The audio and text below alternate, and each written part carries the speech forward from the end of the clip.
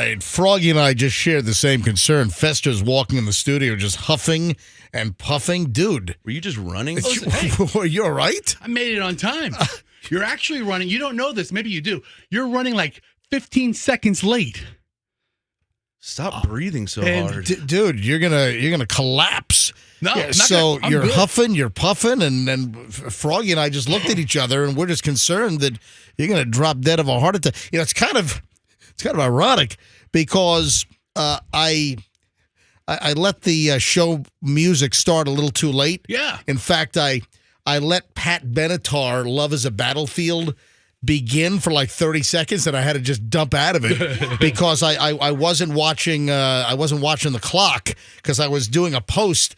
I was posting the picture that I snapped of you falling asleep. Froggy and Roxanne, you don't know about this, but you do know that Fester has been yawning incessantly during the show. Don't mention it, dude.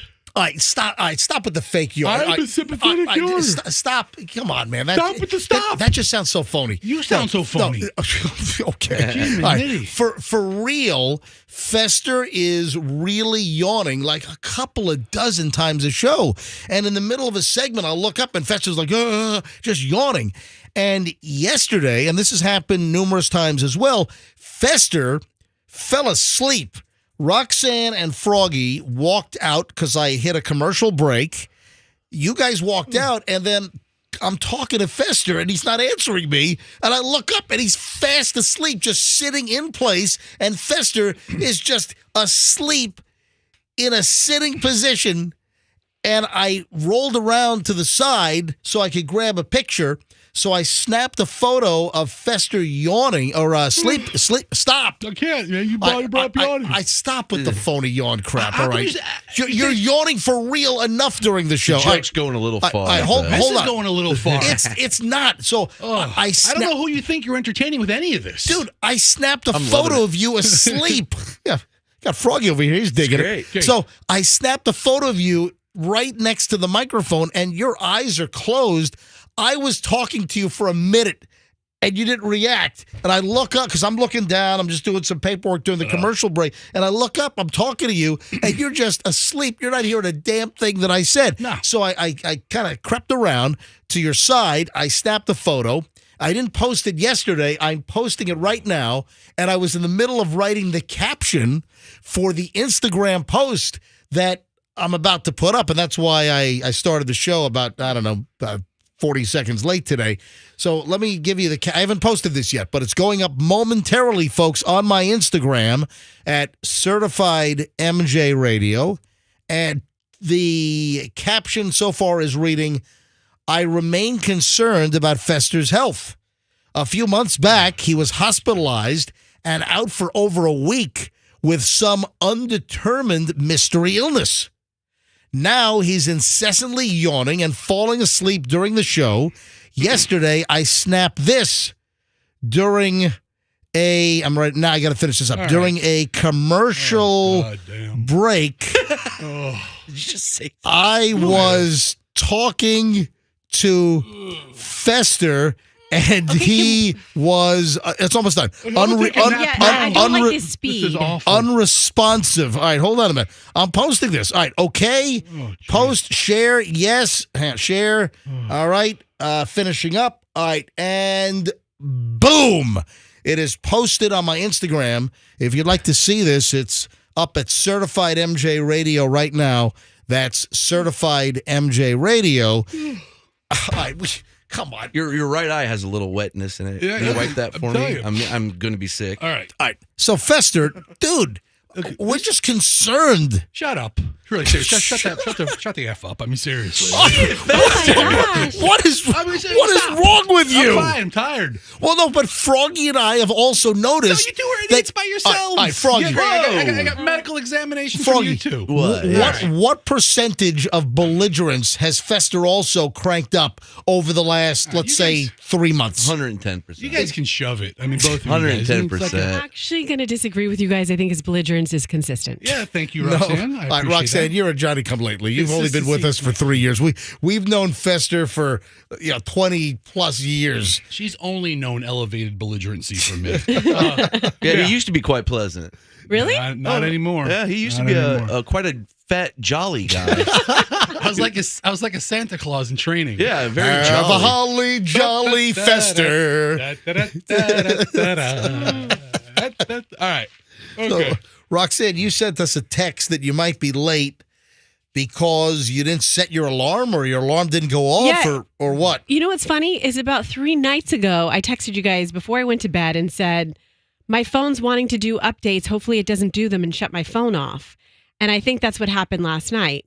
So my alarm just didn't go off. I woke up and my phone was just turned off. And I woke up 10 minutes later because Doug's alarm did go off. His goes off 10 minutes after mine.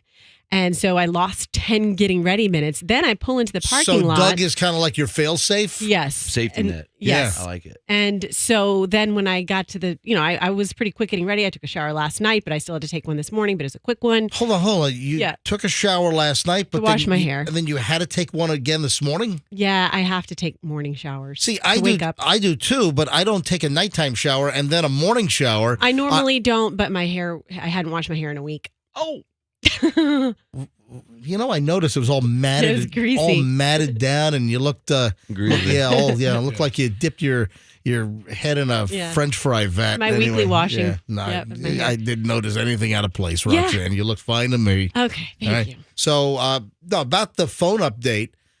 Now, I have an Android. I'm an Android user. All three of you guys are on Apple. I've got a Google Pixel 8 Pro, the latest Pixel, which I'm happy with Android. And I have, what do I have Apple wise? I've got an iPad. So I do use an iPad for some of the recordings that I do. Where I'm in my home studio and I'm recording with somebody else, like the Hollands, for instance. We use an iPad and FaceTime to have that video link, so it's almost like we're in the same studio together. We see each other when we're recording. And I know that on my iPad, when a new iOS, when a new update comes out on the iPad, I'll get a message, update now, or I think it might even said that we'll update it at 2 a.m. or something like that.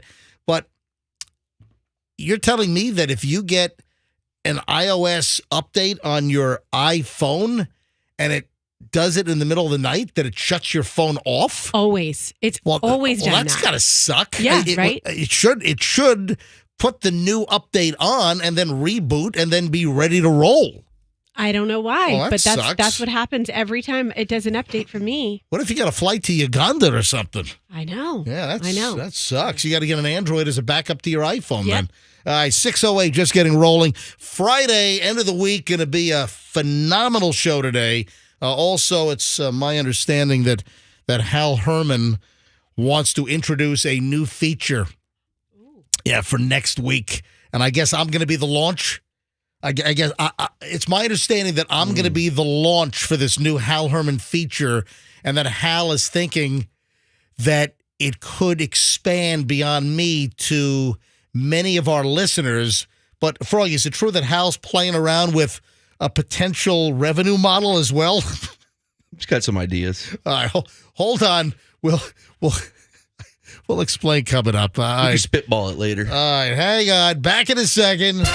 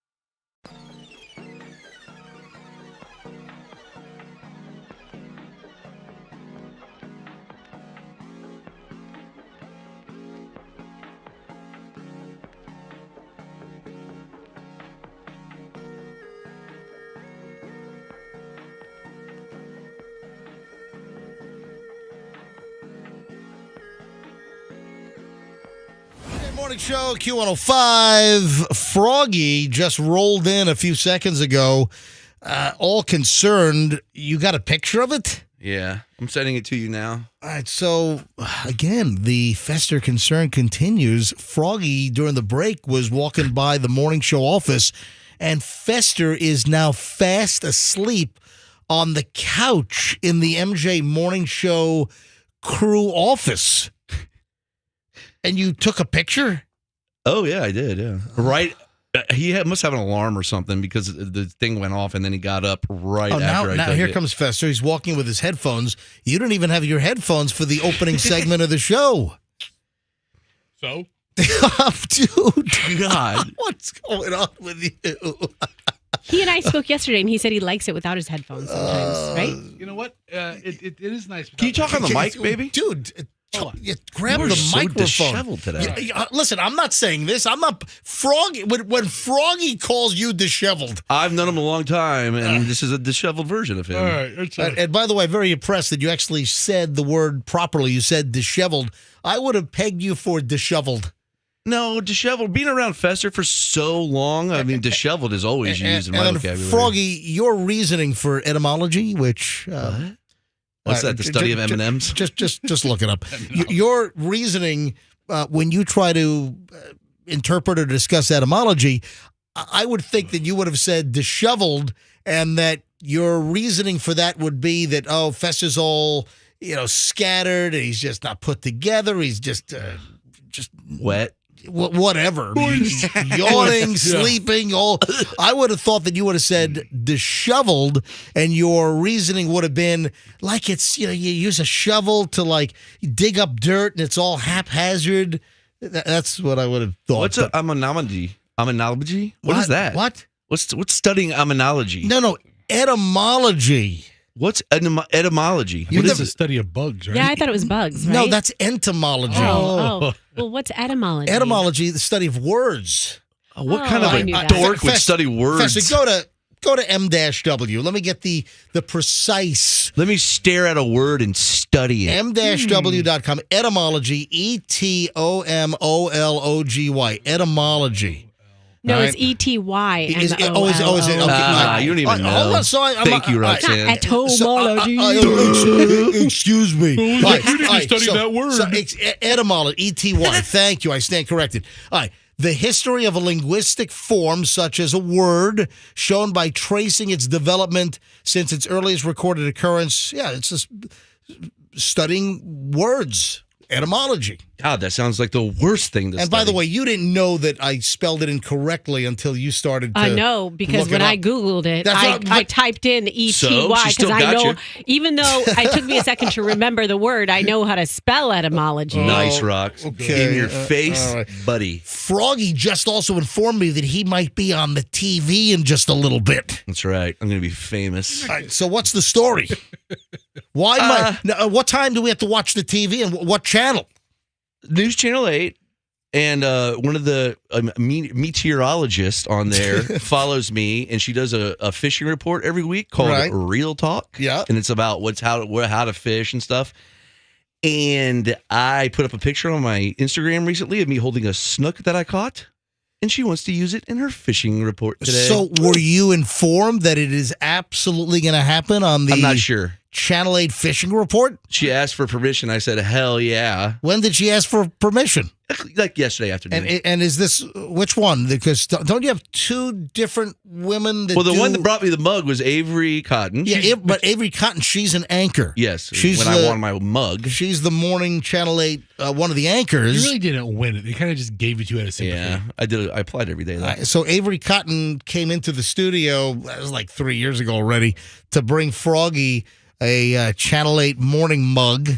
And then Amanda Holly is the name of the meteorologist. Gotcha. All right. So in the morning on Channel 8, you've got Roxanne's girl crush, Lee Spann. Lee Spann. Yeah. And then Class personified. you also have, what is the other, what's the name? Avery Cotton? No, don't. Amanda Holly? Amanda. So Yes, in the morning for weather on Channel 8, you've got Lee Spann and Amanda Holly. So Amanda Holly does the fishing report? Yes, she's a very good fisher woman. And And yes, my snook and my face might be on the news. Was today. your snook legal? Did you check out the size on your snook? I ate that thing. It was totally illegal. Oh, I caught it off my dock. Who's going to know? What, you can't catch a snook off your dock? I caught it off my dock. Yeah. But so what was illegal about it? You're saying it was what? It was undersized. Get you really? No, I'm just kidding. I didn't do that. But I do know people who do that in the neighborhood. Hold on. You're not a catch and releaser? Oh, no. I practice CPR, catch, picture, release. Catch, so CPR. Yes, CPR. Can you catch. perform CPR at Fester right now? I don't want to get near him. He's so wet and like. I'm not wet. I'm just sweaty. Okay, well, you're so sweaty. I don't want to get near him. He's moist. He's very moist. Yeah. You're very juicy. Juicy moist. It's Fester. Juicy Fester. But yes, if you're a fisherman, you should practice catch, picture, release. So why Help did you the fish catch pocket. the snook and eat it? I'm just kidding. I didn't eat it. Oh, you didn't? All right. Dude, if my kid cries when I when I tell him I'm going to keep a fish, I'm not allowed to. So you are a catch and release? Yes, I haven't kept a fish in years. Well, that's very nice. Yeah, I want to help. I want to help the fish population. Help the Tampa Bay estuary and fish population. It's doing very well, and the cold weather is going to bring those snook and those trout. They're going to push them back into the residential canals on a low tide. So let me get this straight. So when you fish, it is like the anti-Bob Barker and now Drew Carey anthem, right? Yes. So it's the opposite because you remember on The Price is Right, Bob Barker would always say, and make sure you help control the pet population. Have your dog or cat spayed or neutered. Bye-bye, everybody. Right? Yeah. And then doesn't Drew Carey, didn't he carry on? Yes, he did. So, but that doesn't work. Drew Carey says, "Kill your pets." I think at the end of it. Drew Carey says, "Leave your pets in a hot car." I think in a public shopping center parking lot. Doesn't he say that in the middle of July? That's how he signs off. Is that what he says? Pick the hottest day. Yeah, make sure you leave your kids in a hot car. I'm Drew Carey. Bye-bye, everybody. No, don't. Oh, speaking of that, when did it start? The department, I think it's the Department of Agriculture that does weights and measures. Am I right? Mm-hmm. So the stickers that are on gas pumps? Mm-hmm. Yeah. Mm-hmm. And it's like the certification sticker that the gas pump was calibrated. And you know what they do? I'm pretty sure, and I think I might have seen this years ago, and I think it's the Florida Department of Agriculture, that they're the ones that certify that the gas pumps are accurate. Meaning that when you grab your nozzle and you squeeze your nozzle, in your gas tank, that if you're pumping a gallon worth of gas, that you're really getting a gallon, and they actually measure gas. They actually use tanks, little gas cans that have the specific levels. And I'm pretty sure they still do this, that they go to gas stations and they make sure the pumps are accurate, that they're actually pumping out. Because this has happened in the past, folks. There have been busts where gas stations have their pumps rigged and you get charged for a gallon of gas, but you don't get a gallon of gas. And That's smart. It's like a skimming deal. I don't know. Fester, maybe you can look this up. I don't know the last time a place in Florida was busted. How could you do that? Well, just move the numbers, I guess. Well, listen, I don't know if you can do it with the modern pumps or whatever, but I know that this has occurred in the past. I don't know how often it's done deliberately, or I don't know how often that a gas pump is just miscalibrated. There was nothing nefarious going on. It's just that the gas pump is just not accurately measuring. But I think it's the Florida Department. Is it Department of Agriculture that does it? Department of Agriculture and Consumer Services. Yeah. So, but what I was saying about kids in hot cars, I've noticed that, and I don't know how long it's been up there, but if you look at the gas pump and you see the Department of Agriculture, State of Florida sticker certifying that the pump is accurate, there's now like a little message on there that says "Never leave a child in a hot car." Have you seen that? Yeah, I've seen that. Are Good you message. just yesing me or No. I've seen it. Okay, all I've right. seen it. My truck tells me to check back seats for kids before I get out of it every time. Oh yeah, I mean, here's the deal. Like, I have a heavy bag, so I mean, look behind me. I'll hold it up to MJTV. Hang on a minute. Oh, so he thinks it's a kid? Yeah, it does. So right here, this is my giant bag of papers and prep, and this thing weighs as much as like a third grader. Yeah, And- it's weird. Toting around a third grader. So when I have this bag in the back seat, I'll get the message also, on whatever car I'm driving, because I'm kind of rotating through a whole bunch of different veterans Ford products. I'm in an F-150 STX right now. And I get the message, check back seat, because it thinks my big giant bag of prep is a big fat infant. Is a 2-year-old. Yeah. I feel like I've seen the sign at Walmart, like a sign of like somebody like look before you go, or it has like the person walking in. Oh, look before you leave your car. Make sure you didn't leave like a kid in the back. I've seen it at the Walmart, like when you walk in the door. Yeah, that's a good practice. Anyway, all right. So, what time are we looking for you on TV this morning, Froggy? It's supposed to be at 6:45, but I'm not sure. All right. Well, we'll be live on the air. We'll be in the middle. Can you? Maybe Oh my God, this is going to be it. This is going to make me famous. So All famous. right. Well, So we, famous. we need to roll video on this thing. We need to. I'll Like, have her send it to me if they use. I'll have her send a story. 6:33 at the MJ Morning Show. Early morons in the news next on the MJ Morning Show. Fester, just out of curiosity, see if you can find any stories about any gas stations like deliberately rigging the pumps. So the pump says you're getting a gallon or 5 gallons or 10 gallons, and the people are getting gypped. See if you can find anything recently, just out of curiosity. Early morons in the news next here on the MJ Morning Show. If you are making...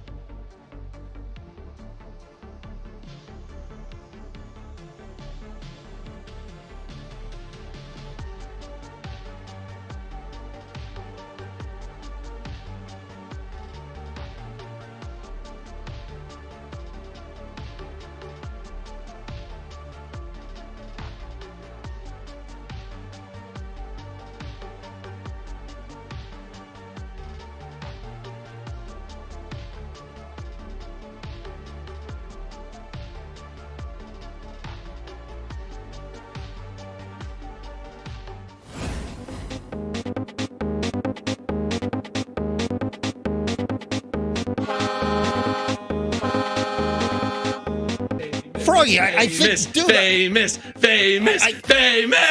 Froggy, that was not just a tease. I think the 3 No, seconds. that's a tease. That's coming up. Did you see me? Everybody, did you see me? Dude, I think the 3 seconds you were just on. No! That was it. You can't give a fishing report in 3 seconds. But they showed your picture already. Why would they show your Put the picture? audio up when it comes back. I bet you they're going to do it. Are they going to talk about They you? put the audio. They put my picture up for people to come back, obviously, Yeah. because they're like, look at that guy. Whoa. It was a big tease. Who's that Fisher guy with the huge nose? Hey, dude, War of the Noses. Hey, I've gotten some good feedback on War of the Noses. Really? Yeah. Folks, if you don't know about this, we kind of floated this idea on the show, and Froggy wants to do a spoof on the old War of the Roses thing, and but this would be real because It has nothing to do with War of the Roses. This is its own. It just rhymes. Noses and roses just happen to sound similar. Yes. It rhymes. Right, And right, this right. is completely All right. real, unlike that All right. completely fake and orchestrated bit. All right, so War of the Roses is an old like radio bit where it's like a relationship crisis, and I don't think anyone does it anymore. But this was like the late 90s, early 2000s. A bunch of radio stations around the country did War of the Roses, and it would be like somebody would send in an email or they would call in. All right, we have Amber on the line. And then they'd get like the other person in the relationship on the phone. But the problem is that they're all fake. They were all phonied and they were phone actors. So none of the War of the Roses stories were real. Hi, They we're were- calling from Central Florist at 7:30 in the morning. You won a dozen free roses. Right. Who So would you like to give them to? Well- What? Your girlfriend? right. So all It's of crazy. They always catch them. Your wife is on the line. Yeah, but because they're all phony, they're all fake, they're all phone actors, and that's what that bit was about. War of the Roses. I can't. There are probably no radio stations that are still doing that old bit. No good ones. Anywhere in the country. All right, but Froggy was thinking War of the Noses, and Froggy wants to get listeners with a huge nose to send the photo of their nose in. Have you gotten any and- noses? And have a no one sent me a nose yet, but Damn it. but people seem to like the concept. The question is, how many people are going to send in a photo to then have us put their photo on our website? I mean, are people going to be sensitive about their nose? If you're or- living with your nose, you got to rock your nose. I mean, You gotta get confidence. We have to have a good prize. I mean, I don't think they do it for nothing. But if you just yeah. Let's get Humpty Hump's. He's dead, so let's find out where his nose thing is and make that the prize. it's in the Rock and Roll Hall of Fame. Where is that prosthetic Mr. Potato Head type nose? Yeah. We need 2,500. I mean, if Is it's that a a, good prize? I mean, Where'd you come up What? with 20? For what's a a good big prize? nose? I mean, it's got to be cash. Where'd you come up with the 2,500? What's a good cash prize for the biggest schnoz in Tampa Bay? I don't know. $500 a Probably nostril. $5,000 minimum. I was going to say $5,000. Yeah, Okay. I would say $5,000. Oh, where'd you come up with $5,000? So I'm not. You're making me sound like I'm pitching high, and you're yeah, doubling right. it. What are you talking about? I Look, thought you it's 2,500 is just a weird number. It's $2,500. It kind of rolls off the tongue. just a strange number. Is all I'm Yeah. saying. Isn't it cool that we can make it like Roxanne themed, like the Cyrano de Bergerac movie, and I can host it if you want? Oh, so suddenly it's not Froggy. I mean, like, He's taking my nose. Big, your nose is perfect. It's not fair. you can, I mean, what I'm saying is it just is going to be like a big themed event. It's perfect. All You right. can still host it. Oh, wait a second. Is this the fishing report? Hold on. Turn it. Hold on. Uh, Listen, I think No, it's coming. I swear. Froggy. I think No, they- no, it's coming. Damn it. No, They're doing Gasparilla parade route stuff. Yeah, they're talking All right, about the just wait. the Gasparilla Kids Parade is tomorrow. Isn't it supposed to be cold and nasty tomorrow? Yeah, tomorrow's a Pretty chilly awful. day. Is it supposed to rain tomorrow as well? I don't think it's going to rain. It rained yesterday. I Hang think on, it's let me- clear for the rest of the weekend. We're in a pattern of just crappy weather. It's awful. Just nasty, crappy weather. So hang on a minute. Let me go to my weather app over here. And Saturday, yeah, okay. Tomorrow, no rain tomorrow, but 57 for a high. So it's going to be kind of chilly. But I saw that the police chief, Lee Burkall, the city of Tampa police chief, I saw that he's trying to make sure everyone knows that the kids parade is an alcohol-free event. So don't think you're going to the kids parade. Oh, you know what? It's also a flash-free event. You're not supposed to. Yeah, Oh, don't. good. Yeah. Okay. So loose ladies, don't lift up your shirt. loosely. Yeah, I don't. Where is this? Loosely. Those ladies are loose. You tell those flappers to stand back. These They're loose, showing their shoulders. So these loose broads. whatever you do, you're not supposed to drink. Do not get sloshed and drunk at the kids' Gasparilla parade tomorrow. That's number one. And ladies, don't flash your boobs for beads. I've seen guys flash their boobs too, so we don't want any of that either. Ugh. Do not flash your boobs for beads. I never understood that, man. I mean, are you that cheap that you're going to show your boobs for some cheap ass Chinese lead-covered plastic beads? It can't happen. Really? It can't happen like it You used to. you just can't sit back and enjoy a good thing, man. Listen, I You're did right. I did my share, 18 years or so on a float. I didn't Yeah. see a lot of boobs over all those years. Floats and the MJ and B. Oh my God, it was incessant. It was every single year. Really? Either when we were driving the MJ and BJ Bluesmobile, or the floats that we had at Gasparilla.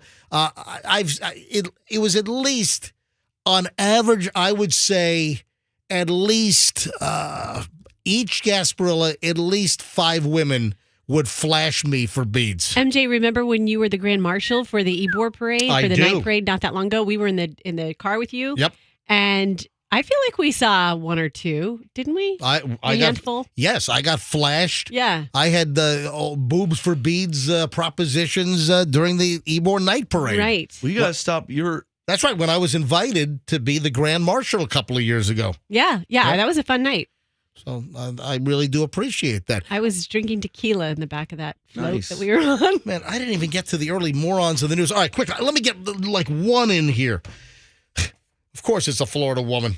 It's Flagler County, so that's over, south of Jacksonville, Flagler, right? Yeah. So, oh, man. A woman taken into custody earlier this week. Why? Her pit bull attacked her date. Let's go out on TV! Oh, hold on a minute. What? Fishing in cold Turn it weather, up, turn and it these up. tips Here will it is. Hold on a definitely minute. come in handy this weekend, Here we go. Amanda. Look. Yeah, just like we get cold, in these colder temperatures, the manatees get cold and huddle up near the power Listen. plants with the warmer water. Listen. The fish do too. So I was actually talking to Froggy from the MJ Morning Show yesterday, and he told me, he was like, I caught 9 trout in my canal yesterday. And I was like, there's a very good reason for that. And these are a couple of pictures of him. Snook, trout, redfish, the Your tarpon. snout. They actually all huddle up in these deep water canals because typically the deeper water canals, Look at that. the darker water, the fresh water, they actually all not me. typically Look end at up that. a few degrees warmer than the shallow. Look at Who's that kid? There was just a picture of Froggy and his son Max. Did she say about I was turning my She said volume MJ up? Morning Show. Did she really? Oh, that's awesome. She Well, did- you're welcome hold for it. that. But you screamed over half of it. Yeah, I know that. He was very excited. Yeah, it's you screamed over Damn you screamed over MJ Morning Show. I feel like I should walk the red carpet now or something. Now I know how Channing feels. Yeah, all right. Froggy and his son Max were just featured on Channel 8 talking about the fishing. So thank you, Amanda I'll be Holly, signing right? autographs later on today. Line up. So Froggy and she even mentioned Froggy from the Right. MJ Morning Show. That's right. So thank you so I'll much. be, I'm looking for an agent at the moment. If anybody wants to be my agent, I will be taking auditions. God, I got to finish the damn story here. And you're welcome for the plug. Well, thank you. Well, Buddy. Well, I want $1,000. I got to thank Amanda Holly from Channel 8 for the MJ Morning Show plug. Thank you, Amanda. A couple of minutes ago. All right, so listen to this. Woman has been arrested because her pit bull attacked her date. Now, in that context, that might sound accidental. So why would she be arrested? She said, "Sick 'em, boy." Damn right. That's exactly what she did. Oh, really? That is that is exactly what happened. Is it Bunnell? Bunnell? It's over in Flagler County. Taken into custody early this week. In the charging affidavit, police said an officer was conducting speed checks in the 4600 block of East Moody Boulevard around 12:36 a.m. when he noticed a white Camaro parked right next to him. A man covered in blood got out of the Camaro and ran to the officer, explaining that his ex-girlfriend, identified as Jennifer Flores, 34, had her dog attack him in her apartment nearby. According to the police, Flores reportedly asked the man to come to her apartment that day, despite the fact they were no longer dating. After arguing about his previous relationships, Flores then threw his belongings into her bathroom and began choking him with a gold chain that he was wearing. The affidavit shows the man told officers that he grabbed his things, pushed her aside, and then Flores told her pit bull named Wasabi, "Get him!" And he did, huh? The pit bull's name is Wasabi. She screams, "Get him!" She sicks the pit bull on. I mean, how many dogs, if you say "get him," just spring into action, leaped on him and started ripping him apart? I mean, pit bulls would be the one. He finally flees. Flores grabbed him again as the pit bull attacked him, and the pit bull's tearing at his arms and legs. The guy escaped, got into his Camaro, and that's when he found the police officer in the neighborhood pulled next to him. He gets out of the car. He's all dripping blood because Wasabi, the pit bull, attacked him. Anyway, the cops went back to her place.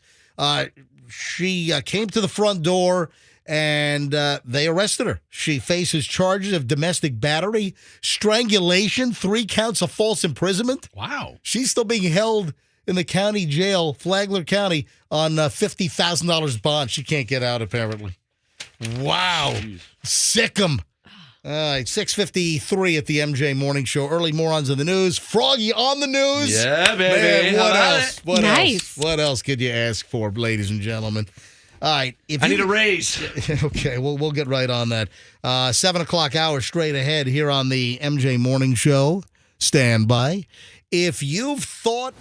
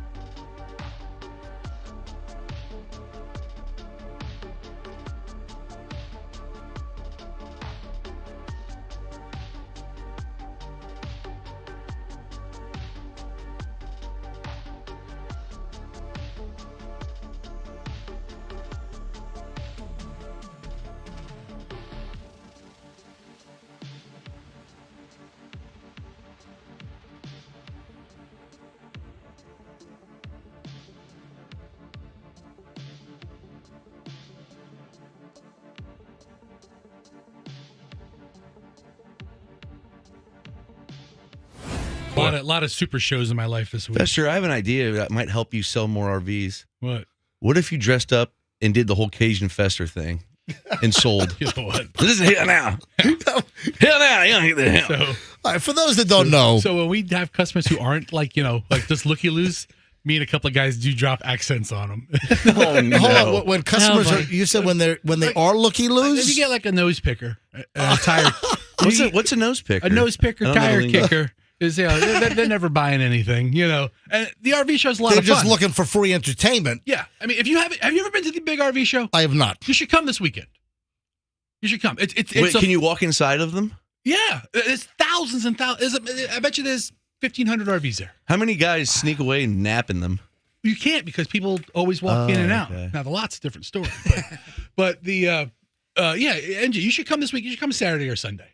Yeah, MJ, Just for why a don't you couple go? hours. To the big RV Super Show at the Florida Fairgrounds. Yeah. Don't talk to any other salesperson. Ask everyone, where's Fester? They won't From know. the MJ Morning Show at the RV Super Show at the Florida State Fairgrounds off I-4. I was there till late yesterday putting somebody. Is in that there. why you're sleeping? Listen, Is that why you're sleeping on the sofa in the morning show office? Because for those that don't These know, are- these are let long me days. hang on. Let me put this in the context. After the MJ Morning Show went on hiatus, after our 18-year run on the other radio station, Fester, this was 2012, MJ and BJ, then MJ Morning Show, we were on the air from 1994 to 2012. And after we ended the MJ Morning Show, the first time, Fester was kind of poking around, what am I going to do? And Fester got into RV sales and got a job at General RV, That's right. the big store, which is right in Sefner off of I-4. You see it right there. It's in Dover, Yeah. I'm sorry. Dover, excuse me. not in Methner. Dover, Sefner, I'm sorry. Huge difference there. All right, so Fester goes to a lot of these RV shows, and you'll hear that Fester's out this week, and you go to Michigan, you go to Hershey, Pennsylvania. In fact, one of your favorite shows is right off the Hershey Highway. It's not off the Hershey Highway. It's on the Hershey. on So the Hershey you Highway. are like you're plugged in right there on the Hershey Highway. Yes, I mean, Oh. Right. a lot of things are plugged You're just in. jammed right in on the Hershey. All right. So Fester this weekend.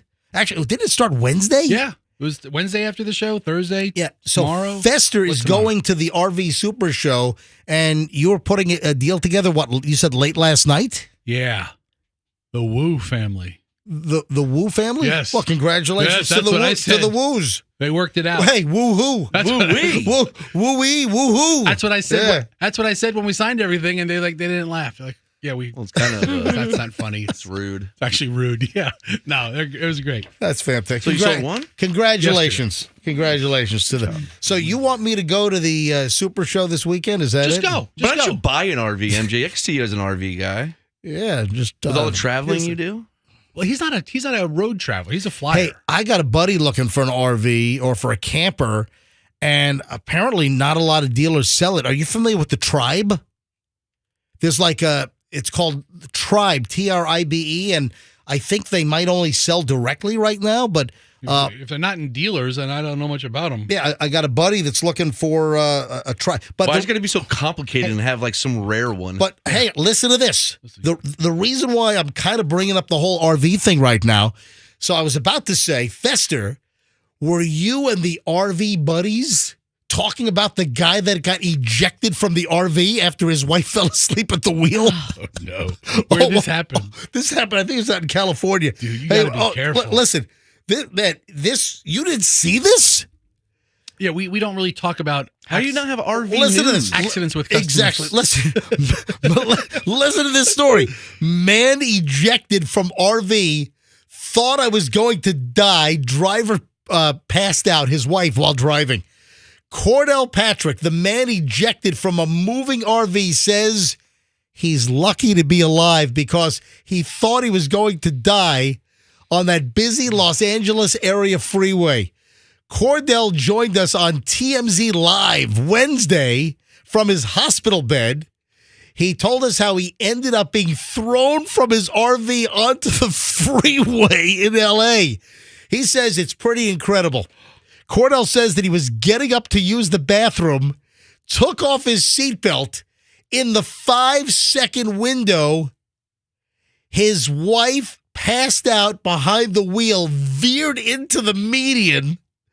The RV smashed into, is it like the Jersey barrier? You know the concrete median. You know the portable ones that they can take away, Yeah. and those are the Jersey barriers, right? But it's the concrete median. So he gets up to go to the bathroom. All right, gonna go to the bathroom right here. Unclips to walk to the bathroom in the RV. That's when his wife passed out or fell asleep. Oh my God. Veers into the concrete median, and he gets flung out of the RV. How did he But, live? My God, look at I mean, there's all right, Fester, gosh. Bring up the audio. Ooh, there. Oh, I All can't even see. hold- Watch that. Hold on a minute. Awful. Let me bring this up and let me You start X'd this. it out. Audio is X. Audio is Muted. Now it's on. All right, Okay. let me restart this. This is audio from KTLA Channel 5 in Los Angeles. Listen to this. An incredible story right now. Man thrown out of a moving RV after his wife falls asleep at the wheel and then smashes the vehicle into a center divider on the freeway. He says he thought he was going to die, but somehow he survived and is sharing his terrifying story from his hospital bed. This happened on the 14 freeway in the Newhall area. Amazingly, it Oh was my all caught by a gosh. driver's dash camera. I can't even You can take see that. the man That's tumble onto the horrific. freeway and narrowly Froggy, why are you laughing? That's awful. It looks like he's on a slip and slide. How did he fall out? Did he unlock his door? All right, but wait a minute. That's There's- not funny. I haven't even gotten to the best part. The dude that was thrown out of the RV was on ESPN as a sportscaster back in the 80s. Da-da-da, Yeah, da-da-da. no, I think it's more like da-da-da, da-da-da, da-da-da, da-da-da. Lord, Remember when God. that's when ESPN's jingle was ESPN, your face. Remember that one? ESPN your face? Remember that used to be their jingle? ESPN on the freeway. Oh my ESPN God. So- your face. But Guy. a dash cam, a guy driving his car had a dash cam running. Hey, maybe he won it from the MJ Morning Show in the Kemp Law Group last year. So a dash cam catches the guy tumbling. It's insane. All right, let me go back to the Channel 5 KTLA Los Angeles audio here. From his hospital bed. This happened on the 14 freeway in the Newhall area. Amazingly, it was all caught by a driver's dash camera. You can see the man tumble onto the freeway and narrowly avoid being hit by oncoming traffic. Unbelievable. He is recovering in the hospital tonight, sharing the terrifying details of this survival story. Wow. Our Carlos Salcedo live at Henry Mayo Hospital. Carlos, He's in Valencia tell us. for us. Carlos. Yeah, a remarkable story of survival. We're talking about multiple broken bones, a dislocated shoulder, a laceration to the head, and somehow he's still here alive sharing his story with us. Amazing. Tonight, he's counting his blessings. All right. Count them. Yeah. It was divine intervention. That's the only explanation Cordell Patrick has for being alive, as he lays in his hospital bed with scrapes and bruises. Dashcam video shows the moments after Cordell was ejected from his RV Monday morning. The former ESPN sportscaster was on his way home to Valencia when his wife fell asleep behind the wheel. I had just unbuckled my seatbelt. It was only unbuckled for 5 seconds. I noticed my wife had dozed off. So instead of going straight down the 14, we were headed toward the median. And I tried to grab the steering wheel, but before I could grab the steering wheel, we already had impact. Oh, man. The impact threw him out the driver's side window. Oh, my God. Yeah. That is insane. And then a dash cam on a passing car. You see the dude just tumbling on the freeway after being hurled out of the side window of the RV. Funny because he's doing this. He's going the same speed as the RV. Oh, Yeah, It's like he got launched at that speed. It's going to take him a while to slow down. How can you guys not be talking about this? Oh, man. At the RV Super Show at the Florida Fairgrounds. We're probably going to not talk about this today. But listen, you got stay buckled. People ask all the time, do I have to be buckled in my RV? I'm like, yes. Yes, you do. Wow. Yes. I pulled the ESPN your face jingle. Are you serious? Yeah. Really? Yeah, Andrew, play it. Andrew, let us know when you have the ESP. He has it. He said give him a couple of seconds. Okay. All right. Yeah. So he was a reporter? Was he famous? Yeah, he was. I'm looking at some interviews he's done. Award-winning sportscaster Cordell Patrick. Who was the guy on ESPN back in the 80s with the giant head? Tom Mees. There was a guy on ESPN. I think he died. I think he got some disease or something. Okay. But Tom Mees. But that dude, Tom Mees on ESPN, he had the largest head I've ever seen on television. Hang on, we got the ESP in your face. All right, roll the jingle. Go ahead. Andrew? ESPN, your face. Oh, my God. That's awful. How did you don't remember that? No, that's the worst thing I've ever heard in my ESPN. They're saying pee in your face. Yeah, they're basically promoting that they're like a golden showering you. Roxanne, what are you saying, Roxanne? Play the jingle again, please. All right, let me hear it one more time. So people thought it was ESP in your face? Listen to what I'm saying. All right, hit it again, Andrew. Go ahead. ESPN, your face. ESPN in your face. I heard something really, really, really nasty one time from an ESPN reporter. Okay. Did he pee in your face? All right. Sorry. What? All right. What was it? Well, now I'm not going to tell. No, I'm sorry, I didn't mean it. You can't stop short. Tell us. Okay. Actually, a female reporter told me that a little joke Yeah. that the ESPN stands for, like the guys joke when they say it, when they say ESPN, and in their heads, not all reporters, but some people who she knew, what does ESPN stand for? What are some acronyms that you could come up with? I don't know what. It's really bad. What is it? Eat some. All right. All right. Come on. Whoa. What? Roxanne. No, I'm just telling you. This is like The jingle's investigative enough. report here. We're breaking down something here. Eat some Pizza now. now. Eat some pizza now. Oh, jeez. All Sounds right. like a pedophile ring. Ladies and gentlemen, Roxanne on the MJ Morning Show. Thank you. Maybe Thank you, sir. QAnon was right. We start. What? Maybe all those wackos who saying there were big pedophile rings in Hollywood and the media were right. Listen, don't listen. The whole QAnon crap is dying down. Don't bring that idiocy back up, would you please? All 7:14 at the MJ Morning Show. We start Fester, I'm telling you got to talk about the ejection at the No, RV Super Show you're this gonna leave weekend. that out. The dude survived. I will not call the Wu family and tell them. Send them the clip. No. Send them the guy in this hospital bed. All right, 7:14 at the MJ Morning Show. We start an hour and 20 minutes at least of nonstop MJ next here on the MJ Morning Show on Q105. Ooh, I spoiled something. I feel so bad. I wrecked something. I just...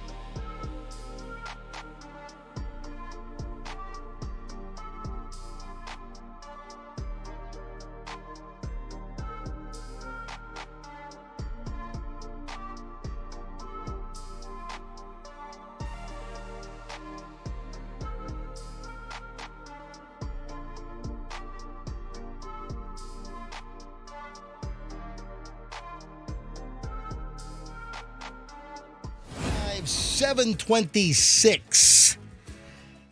Fester, do you have that queued up? I meant to talk about this. I think today's Friday, either yesterday or Wednesday. The insane employee that was fired and then went nuts at the airport. I think it was up in Atlanta. You queued up the audio, right? Yeah, I think I'm at the beginning of the video. It's a minute-long clip. I think you might have been queuing it up over Toto, Africa. I might have. Yeah, all right. Hour and 20 minutes of nonstop MJ. It happens every single morning, sometime around, it's usually 7:24, 7:25, 7:26. We start an hour and 20 minutes of nonstop MJ. That means for an hour and 20 minutes, it's content only. No music, no commercials. It's just the entertainment you know, you love, you can't live without here on the MJ Morning Show on Q105. I just put together a hell of a pile. So we're going nonstop right here, right now. I feel like a jerk.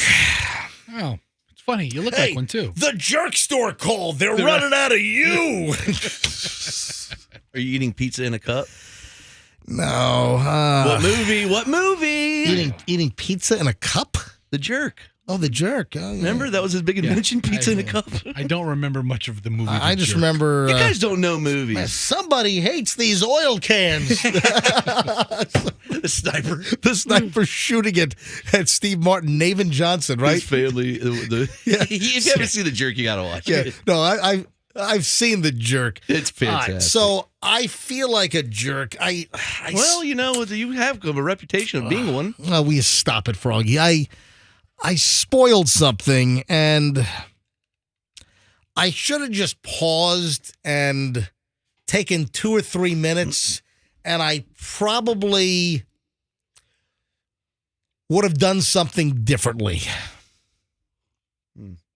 I wrecked a surprise. Oh, no. Yeah. To whom? Well, Julian, my son, Chloe, my daughter, The whole family? Michelle, my wife. Jeez. Oh, I'm a jackass. What a schmuck. I'm a schmuck on wheels. I'm a total tool bag. I mean, I'm fairly confident Michelle's thought that for a while. What was the surprise? Like a birthday? Well, not really. I'm the only one with a birthday coming up because Julian is July 4th. Chloe is August 20th. Michelle is September 16. Mine is next week. Okay. Mm-hmm. Let me tell you what happened. I'm on my phone yesterday, and I'm like, do I have anything to do today? You know when you feel like you've forgotten something, and it's like, man, why do I feel like I've got to take care of something? I've got to do something. And yesterday, I'm like, I had that feeling. I'm like, it was like 2 o'clock in the afternoon. I'm like, why do I think I'm supposed to do something? So I go to my Google Calendar, and I notice for tomorrow a flight populated. I'm like, what? I'm not flying tomorrow. And then I noticed that there was another flight on Sunday. So in on Friday, out on Sunday. What could it possibly be? You got a weekend trip planned, or they were going to surprise you with a weekend trip? Yeah, so I'm here. Chloe's, back home because she graduated last month. Michelle's obviously here, at least for now. And Julian was going to fly in tonight to surprise me. So my birthday is on Wednesday, right? And Julian was going to fly in. Well, he still is, but I kind of wrecked the surprise. So Julian, in his infinite wisdom, which I applaud him, instead of just being a lazy bum for a month, he got out of school like on the 17th of December, and the new semester starts on Monday. Up at NYU, where he's in NYU Film School as a freshman, just started, I should say. And I give him a lot of credit for this, instead of just slouching off and sloughing around, he took a J term. So he took a January term, and it's that accelerated like 3.5 weeks of just, every single day. Okay. And it's like 3 or 3.5 hours. So they pound a whole lot of time. He just took a 4-credit class, which wraps up today. So instead of just doing nothing and just, hanging out at the house for a month before going back for the next semester, he took the January semester, and he's earning 4 credits. Good for him. He did what else did he do? Anyway, he's ahead of most freshmen, but I think like 4 8 credits already. Okay. So that's good, and he did well. Did I mention that Julian had all A's and a B+? His first semester at NYU, A B+? all A's and a B+. What was the B+? Yeah, in? I don't know. Probably talking. What is it, the bragging hour here? What are we doing? No, Okay, hold all on. right. So I screwed up. Here's the deal. I guess one of his Gmail accounts, I checked. He had me go onto his Gmail account one time to check on something, and somehow that is still tied to my calendar. So when he booked his JetBlue flight to fly in tonight to surprise me for the weekend, it populated on my calendar. So it's just a little comedy of errors here. So yesterday, I'm having this feeling at 2:00 in the afternoon, man, what did I miss? Let me check my calendar, because I didn't check the calendar because I didn't think I had anything yesterday, Thursday. I checked my calendar, and there's a JetBlue flight. I'm like, what the hell? I thought it was erroneous. And then I saw Sunday, there's a return flight. I'm like, gee, what's going on here? And then You could have figured this out and be quiet about it. Yeah, you screwed up the whole thing. I did. I mean, like, Michelle, yeah. what's this? Somebody hacked my account. And then I looked at it, and it was for Julian. And I'm like, what is this? So I called Julian. All right. And I'm like, dude, why do I have flights for you? And listen, I'm admitting a fault. I leapt before I looked. All right. Yeah, and you know what? And your fault is it's a blessing and a curse, because here we go. I remember, it's psychological, Roxanne. Go ahead, analyze me. Well, I mean, analyze this. When I first met you, Michelle's like, okay, everything's going to be fine. He's very, very, very transparent. That's what you'll get to know about MJ. Is that what she said? Yeah, she said he's very transparent. Okay. So I don't hide much, you're funny that way. Yeah. You know what? And now you just blew it because of your transparency. You've taken that good quality and you've taken it too far. What were you going to say, Froggy? It reminds me of a saying my grandfather used to say, MJ, you're so dumb, you don't know crap from apple butter. That's it. You don't know crap from apple butter? Well, it's not crap. It's the S word. Oh, okay.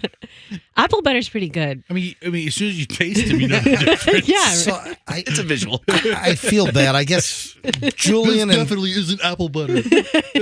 All right, I'm sorry. Go ahead. Julian and Chloe, I guess, were excited that I was going to be surprised, and he was going to take an Uber from the airport and just show up at the house tonight. Okay. And I fudged up the whole surprise. It really was kind of dumb now that I think about it. It's like you just fell off a turnip truck and, what's idiot. this? Oh, I mean, come on. Hold on. Let's get something straight. One, MJ is not a celebrator of birthdays typically. Yeah. Birthdays are just another day. Yeah. Well, Hal has something special for him. Okay. What? Great. Nothing. Did I say something? Don't ruin this surprise. MJ, yeah. Wait a minute. Hal Herman is something special. All right. So my birthday is next Wednesday. Next Wednesday, right? Yeah. That'll be the day. And I know people, grown adults. Yeah. It's my birthday. I'm turning 47. I'm like, who cares? Go to work. Yeah. Jeez. I'm not one that's into birthdays per se. Right. I've never made a big deal of my birthday. In fact, I think there are many years where we just sailed right by my birthday. I didn't even mention it on the air. There's only one sole, single, remotely cool thing about your birthday. And it has to do with the time. Oh, the Super Bowl. Well, I was going to say it had to do with the time that your parents did it 9 months before. What are you saying? You were born the year before this first Super Bowl.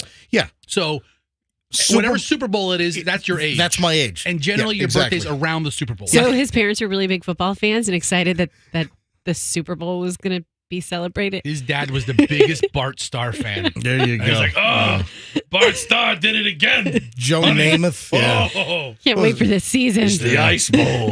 your dad's going to fall out of his chair. He's getting so Lombardi's going to get it this year. Lombardi. Lombardi. Oh, my God. All right, so Come here.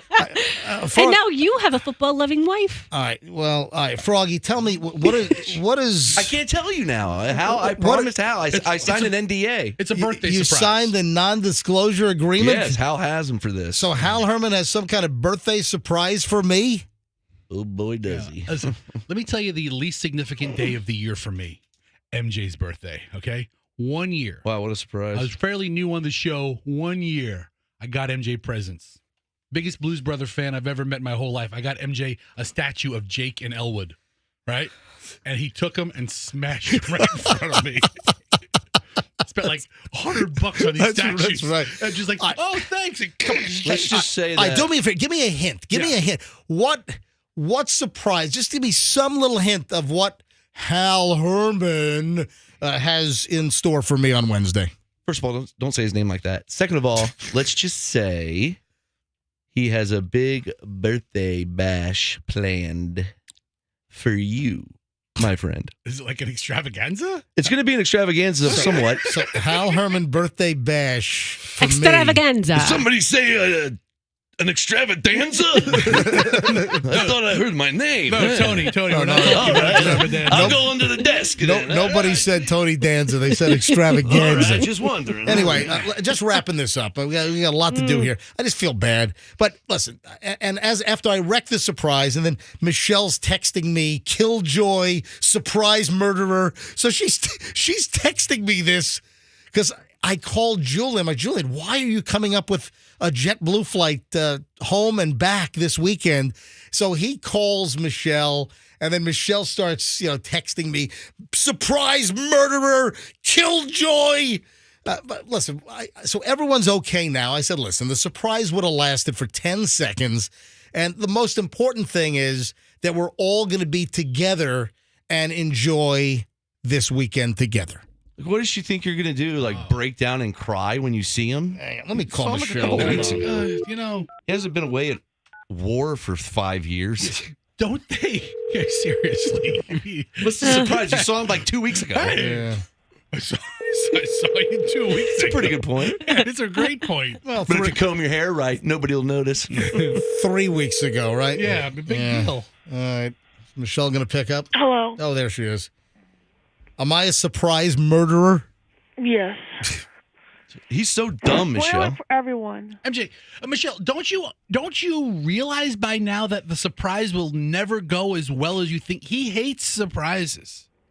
No, he doesn't hate surprises. He just ruins them for like himself and everyone around him. He can't help himself. That's He what can't he help. is. I know he can't help himself. He would have just thought for 2 minutes, not even 60 seconds. Just think 60 seconds before you pick up the phone. Why is there a flight there? What an idiot. You know what? He would never have figured it out because generally speaking, he's not a big birthday person. Right. But you do talk about it every year, all the time. I do not talk about it every Yeah, year. you do. No, I do not. Ask Fester. I don't know what planet you're on, Rox. Well, I've been on the planet for 3 years with you in this planet, in this Q105 studio, and every year I remember a big to-do. You jibber-jabbering about it. I have not. I don't know what is floating in your head. I do not jibber jabber about my birthday. I usually just skate right by it. At best, there might be a fleeting mention, or somebody else might bring it up. But Yeah, usually I You don't. guys just don't listen to each other. I'm very aware of your birthday based on being in this room with you. So okay, But it just hasn't been a big deal on the air. I know that for a fact. All right, Michelle. So I'm sorry. I screwed up. I know the kids you were. don't owe me an apology. You owe your children an apology. Oh, geez, man. Well, you're just Here who's the comes- killer? Who's the surprise killer now? Here Michelle? comes the guilt. Listen, Saving Private Julian. They He's were finally so coming home. excited. Saving Private Serious. Julian. I mean, MJ, you saw him 3 weeks ago. I mean, He hasn't been away I for a can tell you, long time. I don't care about this whole thing. I mean, it's not like he was like lost at sea. Yeah, it's not like the father that's been deployed overseas for Right. 3 years and shows up at the kid's third grade classroom Yeah. to surprise him. It's Tom not Hanks that. hasn't been fighting for a year to get you home. these two concocted this whole little scheme for you, and they have such big plans. And they were already like, how are we gonna do it? Like, you're gonna. And then Julian apparently said to Chloe, like, I think I'm just gonna, come in the house like a certain way and make a little bit of a noise or something. And Chloe was like, I don't think so, because you could get shot. So that's not a good idea. Oh, yeah, good idea. It was so fun to like watch them, and then you go and ruin it. All right, Private Schnitt, I got good news. Tell me, General, what is it? You're being sent home. I know it's been a long time, kid. 10 years? War has been hell. All right. I wouldn't even recognize my father, nor has he recognized me. All right, guys, all right, enough. Good luck in Semper Fi. War has changed me. Here, let me hand you your crutches now. All right, what? Father! All right. Oh, my Fester. It is so good to see. Hug me, my son! Hug me! Oh, Daddy! It's been too long, All right, are you guys? It's been too long. Are you guys done? Are you guys done yet? I stop, guys. Enough. Enough. Oh my God. He has no legs. What are you He's got no legs! I have 6 fingers. All right, stop. All right, that's enough. He's like That's- Lieutenant Dan. Guys, one of my great traits is admitting when I'm wrong. MJ, who cares? You saw him 3 weeks ago. Your kids are terrible planners. I was wrong. I should have thought like a minute ahead, and I shouldn't have. Even if I knew the surprise, which I did, I should have just played it off like I didn't know. Right? Look, no, you can't do that. It's not who you are. Right, exactly. You investigate and kill everything. I investigate. Yeah, and there's no getting one over on you. Fester. Oh, that's so perfect. He investigates and kills everything. Yeah, that's a good description. Absolutely true. It's not that anybody's trying to surprise him. He thinks somebody's trying to get one over on him. Yeah, and yet. What's this? JetBlue has something on my account. What the what? Yeah. And- Somebody hacked your account, Julian. No, Dad. I'm trying to visit you for your birthday. Must be a Chinese spy operation. And yet you try to get stuff over. You try to be like a gotcha person and surprise people at every turn. That's the irony. Did you book this on TikTok? I'm moving along. Yes, let Michelle have the final word. Yes, Michelle. Just a joy killer. No kidding. All right, goodbye. Spoiler. All right, listen, we'll have a nice time. Julian will be but it could be snowing in New York. He might have trouble getting out. You now might have trouble getting out. Yeah. Call a weatherman. All right. So, you know. Hopefully his flight's not wrecked with potential snow in New York today on the way home. All right, Michelle, talk to you later. Yeah, who cares if it's Then you said to me, oh, and I suppose there's some kind of a little dinner planned on Saturday too. And I was like, well, maybe not now. Yeah, not anymore. Not with that attitude. I don't know. So I'm thinking they probably planned dinner somewhere. That I have no idea. Yeah. See, Fester, investigate and kills it. Exactly. kills it. Yeah. But I have no He had to go after I was yelling at him, he had to go one step further. Are you going to blindfold? So I don't know where dinner is going to be on Saturday night. Stop talking. So are you going to blindfold me? Oh my gosh, you're really killing it. That was your daughter's idea too. Blindfold, really? So excited. All She's right. like, can we blindfold him? All right. Can we take him to the restaurant? I was like, oh my gosh, of course, whatever you want. The people are going to think it's like an. I'm on TV again! Yes! Hold on. Shut up. Let me play. Well, so I was talking to a friend yesterday. He said, I got 9 trout in my backyard yesterday. I was like, there is a reason for that. This time of the year when... They just showed Channel 8 and Amanda Holly just showed Froggy and his son Max again holding the snook they caught in Froggy's backyard canal on Tampa. But I didn't hear the MJ Morning Show that time. We didn't get there fast enough. That's all right. She mentioned before that. She might have. Did Amanda Holly do no show prep where she has to run the same piece 2 times? They do all the stories like 17 times. And wait a second, why are you doing show prep for her, but you don't do it for our show? Yeah, exactly. Because I care about that show. No shit. All right, Michelle, I'll see you later, okay? All right. Hey, Love you. If you want to Bye-bye. surprise them, blindfold them, then waterboard them. Yeah, if you walk into a restaurant with a blindfold on, people are going to think you're into some like eyes wide shut stuff. Michelle. I already hung up on her. I was going to have her dress up Julian like a soldier. So, Julia, go to the costume shop in New York. Oh, can I move along now? Stolen valor. All right. I had no idea. Did you know? Did you know that there is snortable caffeine powder that's big? yeah, it's called cocaine. No. A couple of friends of mine have been into that for years. No. It's apparently some people that are trying to get off cocaine. Really? Or people that want to pick me up. I had no idea. You could go to Amazon, and they might have removed it after some of this press. But listen to this. Doctors are warning people that they can overdose on cocaine powder. I'm sorry. Caffeine powder. Thank you. On caffeine powder that you snort up your nose. I had no idea this was a thing. So wait a second. You're telling me that people are on coke, they're trying to get off, and they're like, but I love the ritual of snorting something up my nose, so let me switch to this less offensive Diet Coke. Snort some Jell-O instant pudding or something. Exactly. Now, hang on a minute. This is new to me. I had no idea this was a thing. And I saw this yesterday in the New York Post. Locals are turning to snortable caffeine instead of coffee when they need a jolt of energy. So it's not only cocaine fiends, but later in the story, it talks about somebody that is weaning themselves off of coke. So now they're snorting caffeine powder. Is that like your nose? Let me read the details. I had no idea that this was a thing. It's like a less intense cocaine minus all the bad side effects, said Max, a 32-year-old who lives in Greenwich, Connecticut, and works in business development.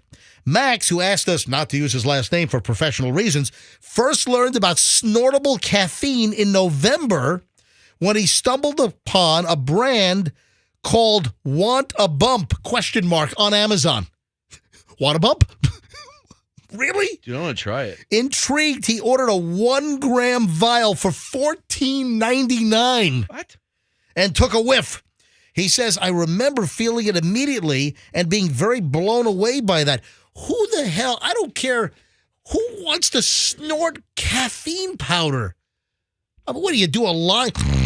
You do a line of caffeine powder? Dude, think about all these people chugging down these energy drinks. Yeah. All right, you're in the nightclub. Yeah. We have some nightclub music. No, Andrew's in here with us now. Oh, look at this. Unbelievable. Don. All What's right. up? Oh, I'm look. gonna kick you in the nuts. Yeah, Don, the IT guy. Don just brought in some powder. What are you saying? What are you saying? Last time Why saw, are you just saying you're going to kick him in the crotch? Last time I saw Don, the IT guy. Oh, you got sick. Oh, that's when you ate the 12 compressed Krispy Kreme donuts. And then the next day I got the runs for a week. Oh, and you were in the hospispel for 2 days. Well, how about this time, Fester? You just snort the powdered sugar off the donuts and don't eat them. One.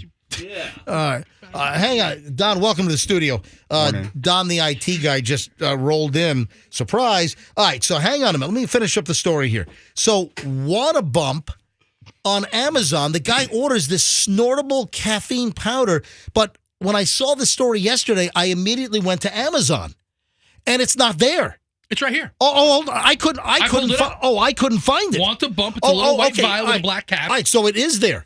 Want a Bump, snortable caffeine. It is there, but I could not find it when I was looking for it last night. All right, let me finish the story.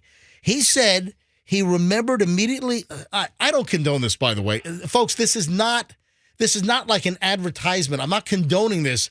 I'm kind of shocked and horrified by this, to be quite honest. And yet a lot of people are listening into their radio right now. Listen to this.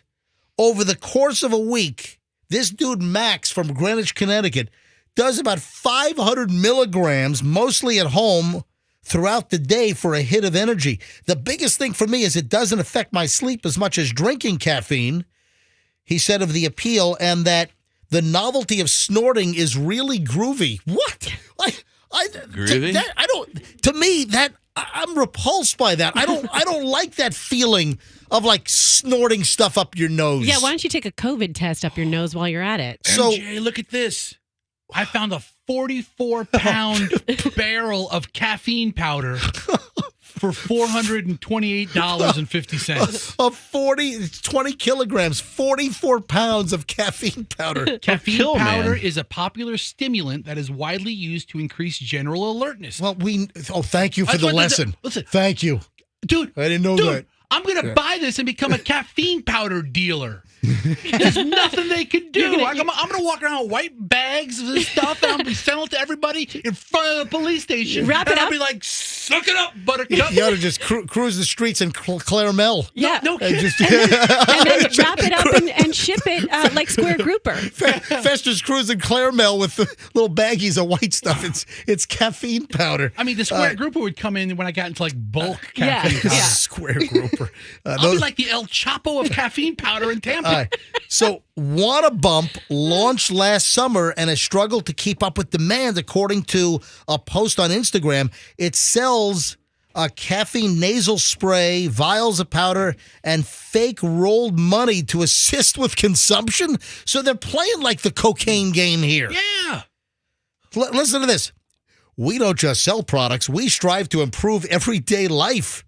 The company's website says, describing its product as an innovative energy supplement that consists of a balanced blend of caffeine and inositol, a sugar produced by the body, designed. Anyway, Wanna Bump shares the market with, listen to this. Wanna Bump shares the market with Turbo Snort. What the? Turbo Snort. Oh, wow. It's another caffeinated nasal spray that promises 400 hours of energy. Oh my Jeez. God. What are you going to do for 400 hours straight? Why? Turbo Snort sells for $11.99 on Walmart.com. Yeah. That sounds like it'll kill you. It sounds great. Yeah, couple that with a Panera lemonade and you're just... You should have some, Fester. You need that. Yeah, that's Turbo exactly what I Snort. need. In an Instagram review, content creator Dylan Slaughter snorts a line of powder off a key, his palm, and directly out of the vial before giving it a 10 out of 10 review, and then says, if you were trying to quit cocaine, this might be a good alternative, he declares. Yeah. What is it called? Well, the one that, the original one is Want a Bump, and then Walmart.com sells Turbo Snort. Oh my God. There's people on YouTube doing Want a Bump reviews. Yeah. Oh my God. This guy says it's a scam. I mean, I'm buying the website boogersugar.com right now. Booger Sugar's It's taken. taken. Boogersugar.io is available. Of course it's taken, dude. There's so many videos about this stuff. Oh my God. Whoa, whoa. Whoa. I just found something. Guess what there is too? What did you find, Roxanne? Snortable chocolate. Oh, jeez. Now you have my attention. No, this is real. Yeah.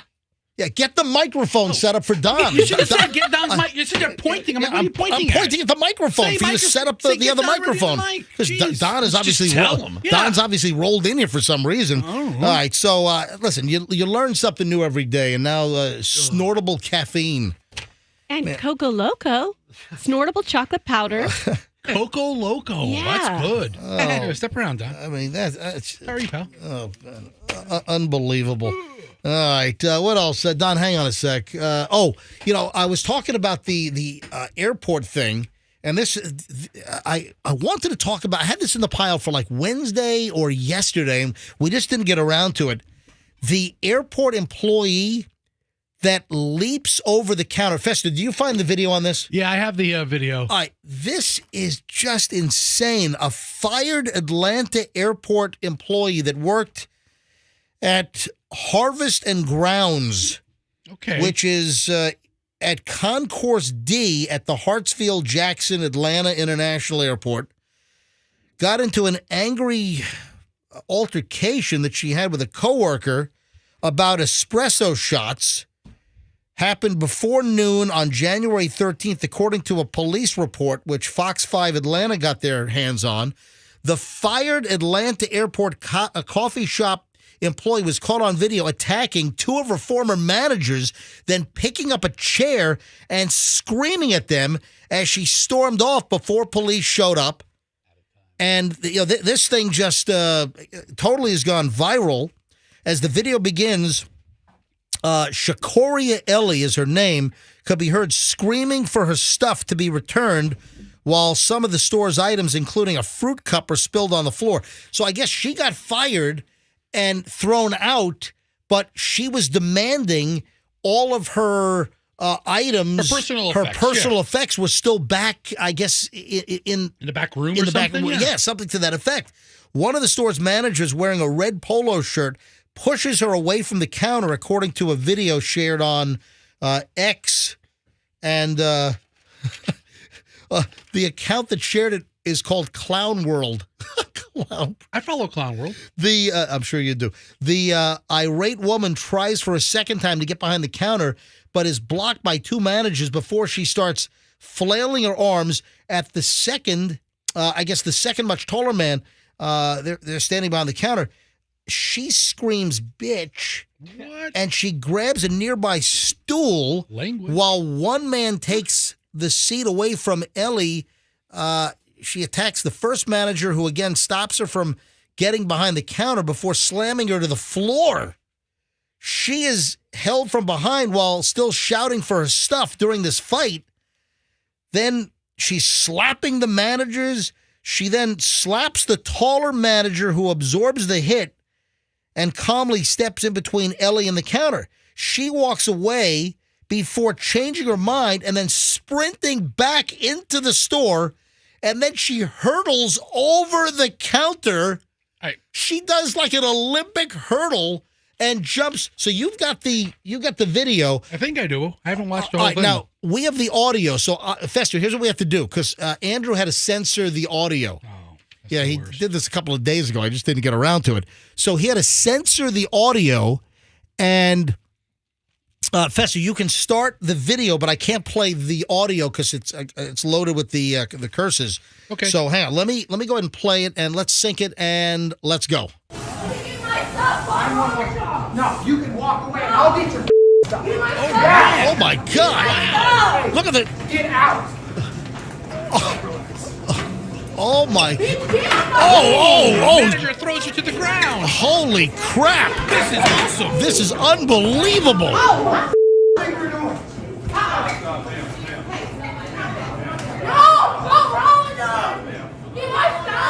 Did you see that leap over the counter? She jumps on like a lower shelf and then like flings herself over the counter like she's doing like a track meet hurdle event. Okay, so is it too early to declare 2024 the year of people jumping over things to attack other people?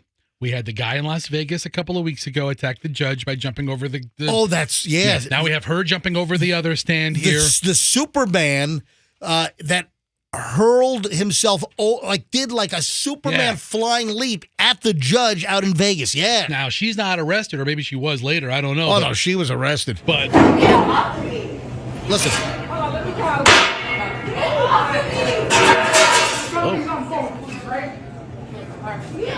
Somebody's on the phone with the police, right? So that's one of the managers yelling, somebody's phoning the police, right? Is that a rhetorical question? Yeah, aren't the police everywhere at the airport? Yeah, I mean, you see airport police all over the place, yeah. Dude, and that guy's relentless. And then somebody obviously was rolling video. I would. Always. Somebody rolled a video on their phone, and that's the one thing is these days, if you're in an event, if you're a part of an altercation, if you're in public, somebody is rolling video, and you're going to end up on like worldwide hip hop. What is that? Hip hop all star. Hip hop all star world star hip hop. Whatever. Yeah. You're going to end up on this stuff, man. I'm telling you. Wow, that's great. I've been to not a ton of coffee shops, but nothing cool like this has ever happened. Or end up on TMZ, or because they buy that stuff. I wish this would happen around me. That's crazy stuff. But yeah, I mean, people are attacking managers, attacking bosses, attacking judges. It's insane. All right, 8:00 at the MJ Morning Show here on Q105. So Don, the IT guy from Team Logic IT St. Pete, Don has rolled in. He's got 2 boxes. I see a cardboard box, and I got a box of donuts. Fester, you're not going to take all donuts and smash them together and eat them again? Do it. Do it. Dude, last time you were hospitalized, how many days were you at TGH? Okay, I was like, it was only not over. I wasn't even there overnight. I was there for like 8 or 10 hours. Oh, I thought you were there for like 2 days. No, but All right. then I was out for a couple of days because of the way everything. Oh, that's right. You were out. You didn't Yeah. come back. So you were out for almost a week, right? Well, Don came in on a Monday, Right. and then Tuesday morning I Right. had the rumbles. Yeah. And then Tuesday evening I was in the You hospital. had the rumble. And then I missed the rest of the week. But your hospitalization and you get knocked out for like a week, they never really determined what was wrong with you. it was the runs. No, dude. It was the spits. I don't. What do you think it was? I It was- don't. Well, those were Dunkin'. So these are Krispy Kreme. So that might make a difference. It might, yeah. I don't think so. So, Don, the IT guy, what brings you in this morning? Well, good morning. Obviously, you kind of fell in love with the Surface laptop. So I thought I would bring one in and let you try one out for yourself. Oh, with the giveaway we did with you. Yes. Yeah, so- Well, actually, it was with. Yeah. I just helped procure them. You're the procurer of it. Yeah. It was through the Kemp Law Group. Well, Yes. no, we did. Kemp Law Group. We did Dash cam. Two college brothers. So listen, we give away so much stuff. So in like just the last couple of months, we gave away 20 high quality dash cams from the Kemp Law Group. Then we gave away 20 Surface laptop. Microsoft Surface laptops, and that was brought to you by Two College Brothers Moving and Storage. And then last week we gave away $20,000, and that was brought to you by the Kemp Law Group. And that's right. So Don, you helped procure the 20 laptops Surface laptops, for the twocollegebrothers.com giveaway, the Microsoft Surface laptop. So wait, you're bringing one in? I brought one in Don, for you to try out. This is so nice for you to bring it in for Froggy to try. Yeah. Here you go, Hey, Frog. do not Fester. Froggy, take it. Fester. Don brought it for you. Don brought it for you to try. This is just for MJ. How could he bring? Give me the box. Don couldn't bring one for MJ. He had to bring one. He gave it to Froggy, right? I just yanked this out of There can't Froggy's be hands. just Well, one. we know what happened to the Surface that I gave him. Gave to Froggy. I don't even think. Oh, I use it every day. Every day. So Froggy has listen, we had a listener to send in mugs with our names on them. I use my mug all the time right. at home. I want to tell that listener I love it. And I brought mine home for Michelle to use because Michelle, makes tea every day. And mine sits behind MJ on the shelf of crap. And this is the Fester mug, which Froggy threw on the floor and smashed. Look at a little name Fester. It's all smashed up. Look at that. It's all It was an smashed. accident. Yeah, accident. My butt. Yeah. Stuck drinking coffee out of styrofoam like a peasant. That's why I grabbed this. So, Don, is this like a demo unit to try? Yeah, definitely. All right. Well, Want to thank see you. how you Hold on, like huh? it? And, Interesting. Obviously, if any other businesses want one, Very just interesting. reach out to me. So hold on. Well, thank you. Now, folks, Don, the IT guys, helped us with a ton of stuff. Absolutely. Businesses that are looking for a great IT company to help with anything computer related. DonTheITGuy.com. Don, thanks for coming. If you want to hang out. Yeah, I got a few minutes, but how's your email doing? Oh, and it's great. Email is seamless. Don got me off of Network Solutions email and put me on Microsoft Exchange. Is that what I'm on now? Office 365. I'm sorry. yeah. I'm on Microsoft Office 365, and the MJ Morning Show email is running as smooth as ever. You still get all that Chinese lingerie spam that we got on Network Solutions? Oh, we sure got a lot of I'm just that. like, why don't you guys use your email address? I mean, because it's all Chinese lingerie Yeah. companies wanting to Yeah. A, know if I want to buy something, B, want to know if I want to model. So, folks, when you send me email, and I love getting email, I get tons of ideas. I get show prep. I get tips. I get gossip. I get hellos. People just, drop me an email with whatever. And my email is mj@mjmorningshow.com. That's mj@mjmorningshow.com.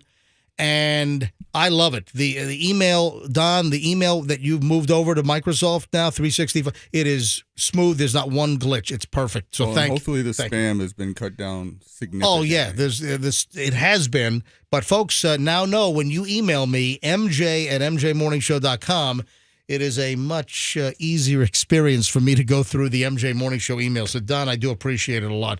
All right, a couple of things. Don, hang out if you want. This is nuts. A bride-to-be who is vegan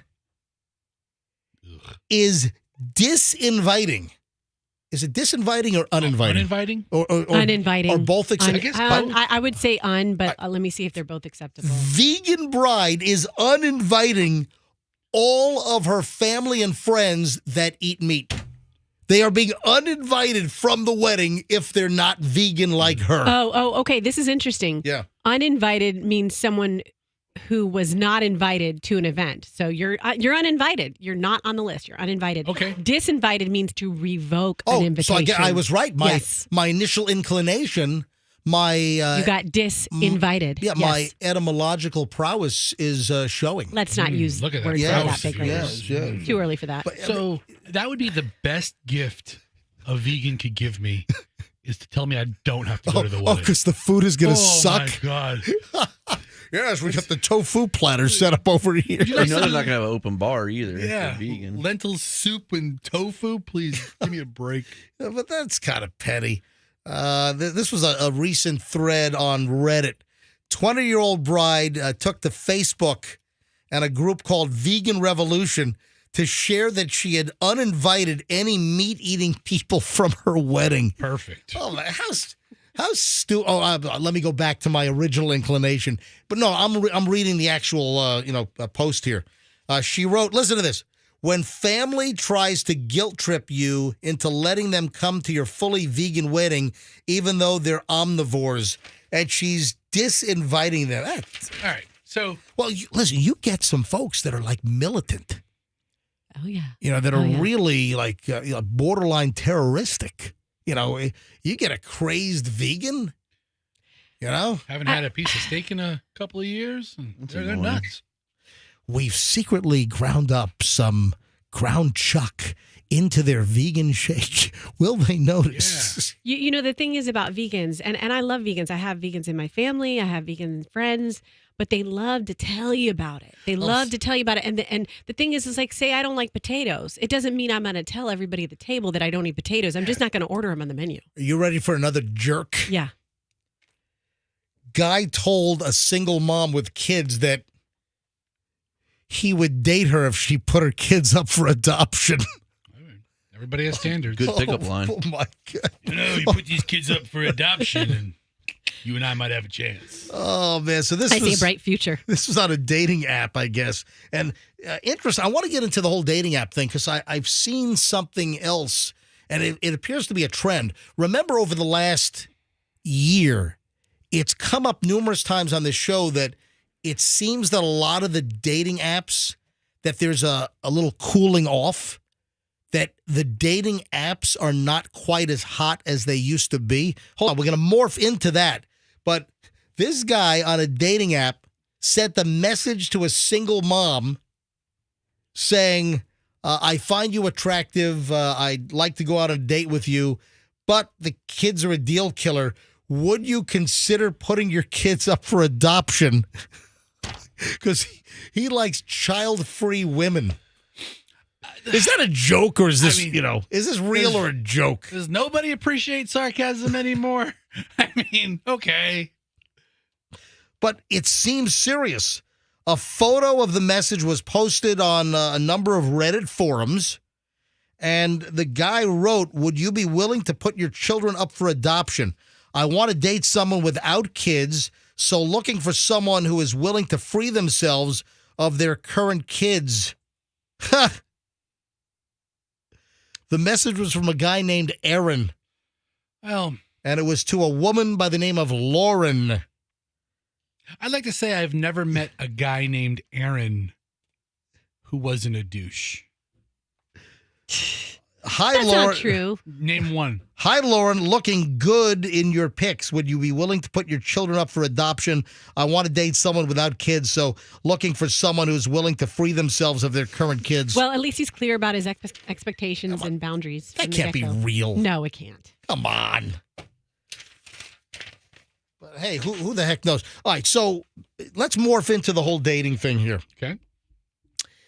I saw an item, Business Insider had this, that people are deleting their dating apps because of terrible experiences and an oversaturation on platforms like Hinge and Raya. We talked about what's the niche? What's the Roxanne? Do you mind? Nope, what is the niche that Raya RAYA? Didn't you have to qualify for it, or didn't we call Chloe where she applied for it to see if she'd be accepted? You got to be like a certain type or have a certain look. There's some kind of vetting. You got to be a celebrity. It's celebrities, influencers, and high-profile people. That's what they call Raya. Yeah.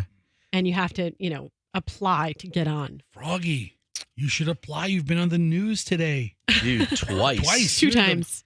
No, I guess there's a whole movement here where people are deleting their dating apps like Hinge and Raya after having bad experiences. Last week, a woman said that her date left her stranded at a restaurant after she used the bathroom. Other viral videos are, hitting the online universe. Theories about why dating apps have gone downhill. Oversaturation, companies prioritizing user growth. I have a theory. Go through that list, and then I'll give you my theory.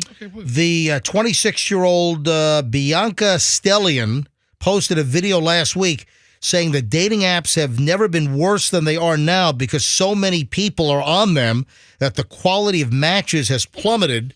She used Hinge as an example, saying that in 2018, the app presented her with a group of men who were exactly her type, but these days the app puts the most desirable people behind a paywall or its standout system, which encourages users to buy roses to match with those people. Listen, everyone's looking for an angle. Everyone's looking for a revenue stream, right?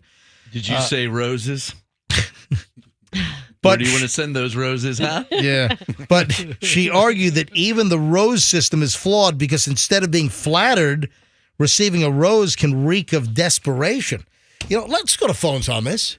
Let's, Andrew, let's open up the MJ Morning Show phone lines, 800-990-1047. 800-990-1047. If you're a dating app user or if you were, have you walked away? Again, the story I have, people are deleting their dating apps because of bad experiences. Okay, can I give you my 2 other things that I think are happening? Yeah. I feel like there is a subconscious collective movement away from algorithm matching and okay, we want dating to be what it was and love to be what it was initially in this world, which is serendipitous. There's none of that on a dating app when it's just an algorithm pairing you with someone. So by moving to at least other places like social media where you might know someone and oh, you're a good reference. There are other ways to meet people online that feel more authentic and less desperate, like you said, than a dating app. Let's go to phones. 800-990-1047. Have you deleted a dating app? Or have you deleted multiple dating apps? Have you had a terrible experience on one of the dating apps? Which one? What was the experience? If you want to remain anonymous, that's fine. Hey, we told the story about the woman that had to use the angel shot earlier this week at a bar in Tampa because of a match on one of the dating sites. Guy showed up drunk to pick her up, and then she felt like she was in danger and told the bartender that, hey, do you guys serve angel shots? Let's go to phones. Have you had a terrible dating app experience? Have you deleted dating apps? Any stories you'd like to tell? 800-990-1047. 800-990-1047 is how you get on. Do you agree that people are deleting their dating apps? The story I read seems to be that it's happening in droves, that people are walking away from the online app dating experience. All right, let me put some of these calls on hold because Andrew's screening. We got more terrible news for you. 800-990-1047. That's how you get in. 800-990-1047. Yes, Fester, what's the new terrible news? So overnight, I don't know if you've noticed this, the computer that we share did some kind of update or logged everything out and then kind of restarted itself. Right. I don't know where our phone screener program is. Oh, are you kidding me? I kid you not. Oh, What are we going to have to do it the old-fashioned way? Oh, my MJ's just going to have to God. say, "Who's this? Caller, what's your name and where you're calling from?" Just like the good old days. So our phone screener program's gone. Yeah, it's somewhere in here, but I can't see the screen. I don't know where it is. Okay, so just pick up lines once I get on hold. That's great. Have a little fun with it. All right. I guess I don't even know who's on hold. Just say hi. This is MJ. Let me go to... Talk about dating and meeting people. Meet the people. Hi, good morning, MJ Morning Show. Who's this? Where are you calling from? Hey, good morning. My name is Hunter. I'm calling from St. Pete. Hey, Hunter, welcome to the MJ Morning Show. So what are your thoughts on these dating apps, and have you had a bad experience? What's the story? I'm not sure about the newer dating apps like Hinge these days, but I was on Tinder back in the day before I met my wife, and I've had some terrible experiences as far as, like, going on the actual dates, like being catfished. I had that happen a few times where, like, I pulled up and it was not the woman that was in the original photo I had seen on the app. All right, so, of course, catfishing is when somebody will send you a picture that is not them. So you would get a picture that you were attracted to, you go to pick them up, and it's just not even remotely close. It's like they didn't even try to find somebody even remotely similar, right? Right, not even close. Like, I pulled up to this lady's house. We were going to go on a nice date. This is back when I lived in Jacksonville, Florida. And when I pulled up, she started walking outside, and I didn't know what to do, so I just drove off because it wasn't the same woman. So and, you're expecting a certain type. You saw a picture, so you go to the place. She walks out for you to pick her up, and it is just polar opposite. So you floored it and got the hell out of there. Yeah, I mean, it was astronomical. I didn't know what to do, so I drove off, and she knew because she texted me, and she was like, "I'm sorry," so she knew what she was doing. But that was my dating experience on the app, so I got rid of it. And I actually ended up, I met my wife on a plane. So for the people that use an app, listen, even though we live in a new day and age and everything's online, you can still meet in person. So it's I think that's possible. But you know what? I've been to a few of my friends have gotten married through online dating apps. So I think that it just depends. Hey, there are some success stories. In fact, there's a lot of success stories. In fact,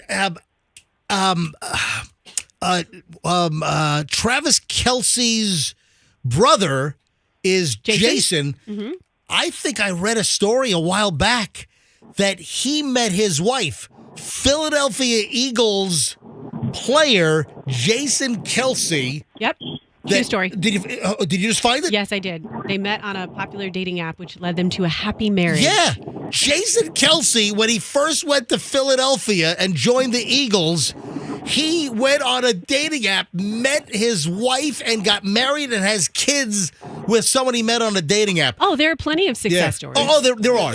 Tons and tons and tons. But there are lots of, catfish deals like what Hunter in St. Pete's talking about. Oh, they were Tinder, too. Jason and Kylie were Tinder. Oh, Tinder's like, that's the hit and run site. Yeah. Tinder's like the one night stand site, right? That's what I was told. But back when I was using it, it wasn't quite like that. It was different. It was like the hottest dating app in the street. Oh, gotcha. But all right. now they got all these other ones apparently that are better. But like I said, yeah, you're right. It can work, especially for someone like that. It works for him, which is awesome. And I've been to 2 weddings last year that were online dating. Wow. And then this year I'm going to another one. Well, there are absolutely success stories, but then you have the stories where, you show up at the house and you've been catfished. Hunter, thanks for the call. 800-990-1047. All guys are on hold. Where are the women with the really bad dating app experiences? So women, I want to get some female calls here because I got all guys on hold right now. So women, tell us about your bad online dating experience with some of these apps. And again, the story that I have is that people are deleting their dating apps in droves. True or false? Have you done it? 800-990-1047. 800-990-1047. George in Lakeland is next. George, you're on the MJ Morning Show. Hi. Hey, good morning, guys. Love your show. Thank you, buddy. What's up? I was on a Bumble and met this beautiful 57-year-old. I was 63, and we talked for a while, went on a date. First word out of her mouth when we sat down to have coffee. My previous relationship, he got rid of his dogs for me because I'm highly allergic. I asked her, I says, wait, what part of my profile didn't you understand? It says, if you don't like dogs, swipe left, keep going. And that was it for me. I got up, put $20 on the table, and walked out. She was dumbfounded, like, wait, where you going? I said, see ya, goodbye. And George, you sound like a real catch. Leave George alone. George, thank you, buddy. Appreciate you calling. I mean, not only is he a dog lover. All right, thanks, man. All right, buddy. All right, Chad. Oh, the women are calling in. Rebecca, Shonda, Kay. Hang on. Let me grab Chad in Palm Harbor. Then we'll grab a bunch of female calls here. Chad in Palm Harbor, MJ Morning Show. You're up. Hello. Good morning. Hey, what's up? I actually have two stories. One's a negative. Was on Bumble a long time ago, and yeah, total catfish situation. It was not pretty. I showed up, saw her across the room, and I went, there's no way, and I bolted. On the flip side, more recently, using Facebook dating, I met the woman I've been with, and we just got engaged on Christmas Day. Oh, look at that. Well, all right. But is the quality, let me ask you a question, though. So you've been on the other apps. Is the Facebook dating quality better than Hinge, Bumble, Tinder? He's marrying her, I so know, but yes. He's had a good experience. All right, Fester, how about you let him answer the question? He's the one that said he's getting married. Chad, shut Fester up. I tried Tinder many, many, many moons ago, Right. and it was, pretty much at that point it was, this. I tried plenty of fish. My God, Bumble. There's so many other ones. I just had better luck with Facebook dating. I've actually, like I said, I met, And then you went to Facebook Marketplace and you got a toaster oven too, right? No, not quite there. Yes, Roxanne. You don't, yeah. I just answered my Facebook own question. Dating was the best of them, and it was after months and months of hey. It was finally, okay, we had been talking for months, and then she finally one day said, okay, come over, and we met up, and we've been together almost 3 years now. Awesome. Good story, Chad. Thanks for listening, buddy. Rebecca in Tampa, then Shonda, then Kay. Rebecca, MJ Morning Show, welcome. Hi, good morning, MJ. Morning. What's up? So I use primarily the Facebook dating app. However, what I found with the men on there, they don't really want to talk and kind of build any type of communication or conversation. They just want to meet up, go on a date, and a lot of it's just sex. That's what. So they just want to hook up, is what you're saying. Meet up and hook up. Yes, exactly. You sound surprised. And I feel like that. I dated a few guys off there, but they turn out to be just crazy. There's always something wrong with them. They don't have a car, or they're living with a friend, or, it's at first they seem okay, but then when you really get into it, it's you're oh, okay, that's why you're on this dating app, So I haven't had much luck with it. But then you have the story of Jason Kelsey from the Philadelphia Eagles that clearly there was, a huge career, NFL player, went on Tinder and met his wife, and he's been married for years and has kids. Well, I do know a lot of people that have had success stories with it, but my sister, she actually met someone on a dating app. They got married, probably. Oh, I thought you were going to say your sister was kidnapped and shoved in a trunk of a car. What, Roxanne, are you laughing or cringing? I'm kind of a cringy laughy both. All right, I'm sorry. Go ahead. You know what? And exactly, you never know. And this guy was in the military, Right. so they actually planned this great life after they got married, wanted kids. And then a year later, he's asking for a divorce out of nowhere. He divorces her. They just bought a house together. Oh, my She ends God. up selling the house. It was a nightmare. It was. Why did he want a divorce after a year? What went south? He just didn't want kids. Oh. She wanted a family, and he didn't want a family. Ah. And they planned on a family, and this was just out of nowhere. But turns out he met somebody else. And So, Rebecca, are you on the dating scene now? Are you messing with the apps, or are you? Did you find someone? I am. No, I'm still on the app. I just go on there kind of sporadically. I work for myself, so I have a full-time career. So just kind of sporadic. Were you previously married? No, I've never been married, and I have 2 children. So Immaculate conception? right? Well, I'm intrusive. I have a great career. I have great children. All right, I I'm focus on my kids and my career. Sorry. So my life's been great. All right, Rebecca, you sound sweet. Thank you for listening, Rebecca. Thanks, MJ. You Have a bet. Good morning. You too. Shanda, or is it Shanda in Orlando? It's Shanda. You got it right the first time. Welcome, Shanda. You're on. Hi. Well, I wanted to tell you one story that happened to me, and I've done multiple dating sites, but this was off of Facebook dating. And I met the guy at an ale house. He met me there. We had a few drinks, and then he's like, "Hey, you want to go dancing?" So we decided to go to another bar. And so he decided to drive. But first of all, we get out in the parking lot, and he decides he has to pee. So he pees right there in the parking lot. And then we go to the bar. Fester's got a classy move, man. That's how I do it, man. I understand. And we get to the other bar, and he's going to meet up with some friends, and we're going to hang out. Well, we get there. He goes in the bar. His buddies aren't there.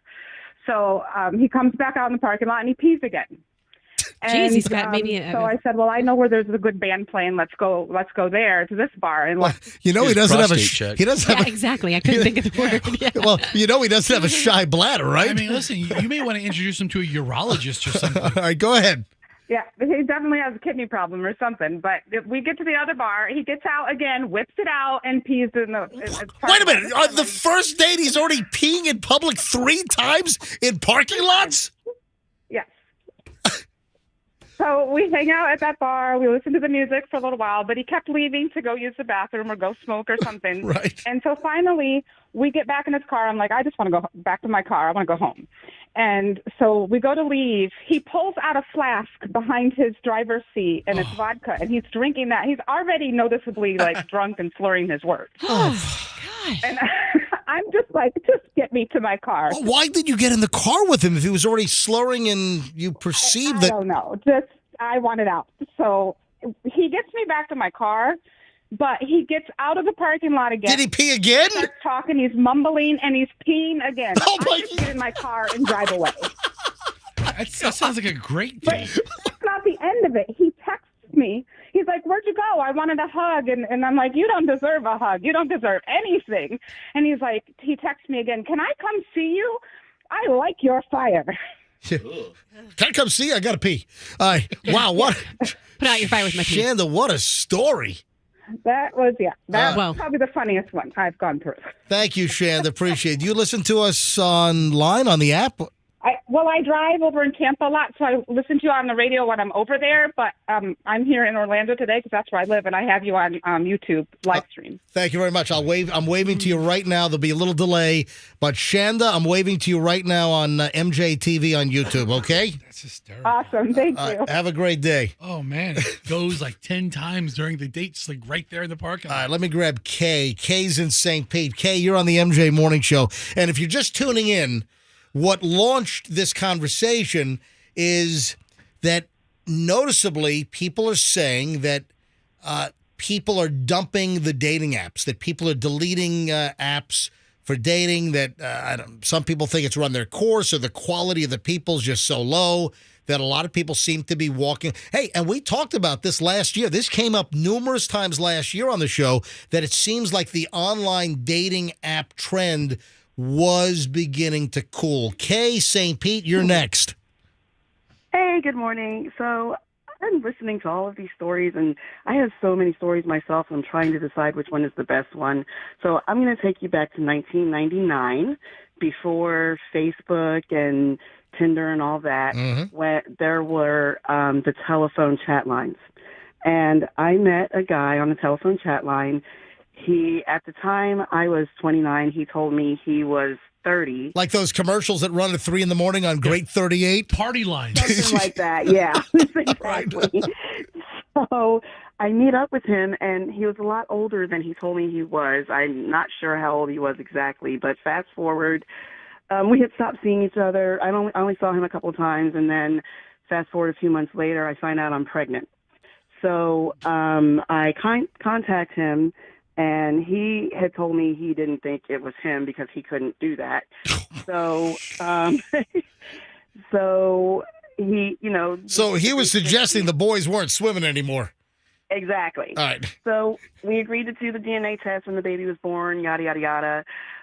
Well, I lost touch with him. Was it his? Where he ended up moving. But hold on, was the kid his? Here's the thing. At the time, I didn't really know because I met him when I recently broke up with another guy. So I thought it was the other guy because, the guy I met on the chat line told me he couldn't do that. All right. So the baby was born. I had the first guy tested, and it was negative. It wasn't him. So it had to be this other guy. So I lost touch with him, couldn't find him. My son is now 23. I did track him down when my son was 19. He was all for doing the DNA test and everything, but his friends talked him out of it. They told him that I was going to be after him for his money and whatnot. And so he just decided he didn't want anything to do with the whole thing. And my son is fine with it. We're good and everything. But on the positive side, I met my late husband on MySpace. And that was great. We were married for almost 3 years. We were together for a total of 8 years. And then he passed away. And Didn't Justin Timberlake buy MySpace to try to revive it, and it dudded out again? Oh, it's yeah. Anyway, Kay, thanks for the story. And listen, it sounds like you got a great 23-year-old son. That's the best story? That's what I was. Yeah, Fester caught that. You said you had all these stories, and this was the best one? I met my current boyfriend of 3 years on Tagged, and that's the last thing I had. Well, hold on. What is that one called? Tagged, Tagged. I've never even heard of that one. What is Tagged? What is it used to be social media, just like MySpace, where you could go on and create your own profile and all that. And now it's turned into a Tinder-like style dating app. Gotcha. Thank you, Kay. Appreciate the call. Thanks for listening. You should probably stay off of websites, Kay. I'm just saying. I've always thought. See, I think all of us, we all miss this whole craze, right? None of us messed around with this, right? No. I mean, I couldn't. Could you imagine me if I, at this point in my life, had to go on Tinder or Hinge or Plenty of Fish or Facebook dating?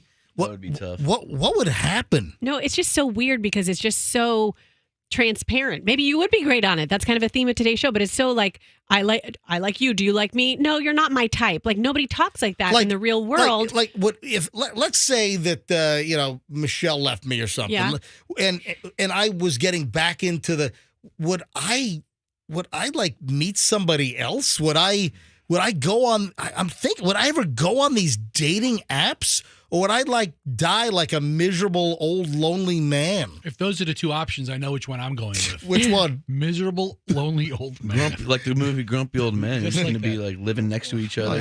God. Set you up with Claire in accounting. Right, It'd be great. Let me grab one more call here. James is on the MJ Morning Show. James, welcome. Hey, thank you. Hey, I got a bit of a happy story here. Oh yeah, all right. Let's end. Did you just go boo? Yeah, why break the streak now? Froggy's going boo after Kay and the deadbeat dad for 19 years. Yeah, Froggy wants like a severed head in a box or something. Give us the good stuff. Yeah, that sounds about right. All right, go ahead, James. Well, I'm going to take you on a little background story here. Back to early 2000s, I worked at Circuit City with a girl. And I had a little bit of a crush on her, but she had a boyfriend at the time, so I backed off, didn't do anything, just went on my way. Well, ended up leaving there, lost touch with her, and didn't hear from her for years. And come 2017, I was out of a couple bad relationships. I was like about ready to just give up on everything. And one day I was on my computer, and I said, you know what, I'm going to try Match.com. What the heck? What have I got to lose? So I tried it, had a couple bad dates, about ready to give up again. And one night I was searching, and I came across this girl that I liked at Circuit City. Was on Match.com. And now she works at Best Buy, right? Yeah. Circuit City closed. But I sent her, I got off Match, and I sent her a message on Facebook. And I'm like, she's going to think I'm a creep. I'm just some random guy she hasn't seen in 20 years, And I sent her a message, and she actually messaged me back a couple days later, and we started talking. Hey, remember we had kind of a moment over by the VCRs? Yeah. By the laser discs. So we ended up meeting for lunch, and everything went perfect, and we had a real connection. We ended up getting married, and we've been married since 2019 now. Wow. And we got a 4-year-old, and we just found out yesterday that we have a second baby on the way. Oh, look at that. And she knows she knows whether you should buy a Sony, a Samsung, or an LG, right? Oh, yeah, she's good on that. You know, I'm on eBay right now. You can buy a Circuit City shirt and maybe do some role play if you want to spice things Get up out a of little here. bit. James, good story, buddy. That's great. Thank you. Have a good one. Oh, hold on. Is this James that sent the coffee mugs? Yes, this is James that sent the coffee mug.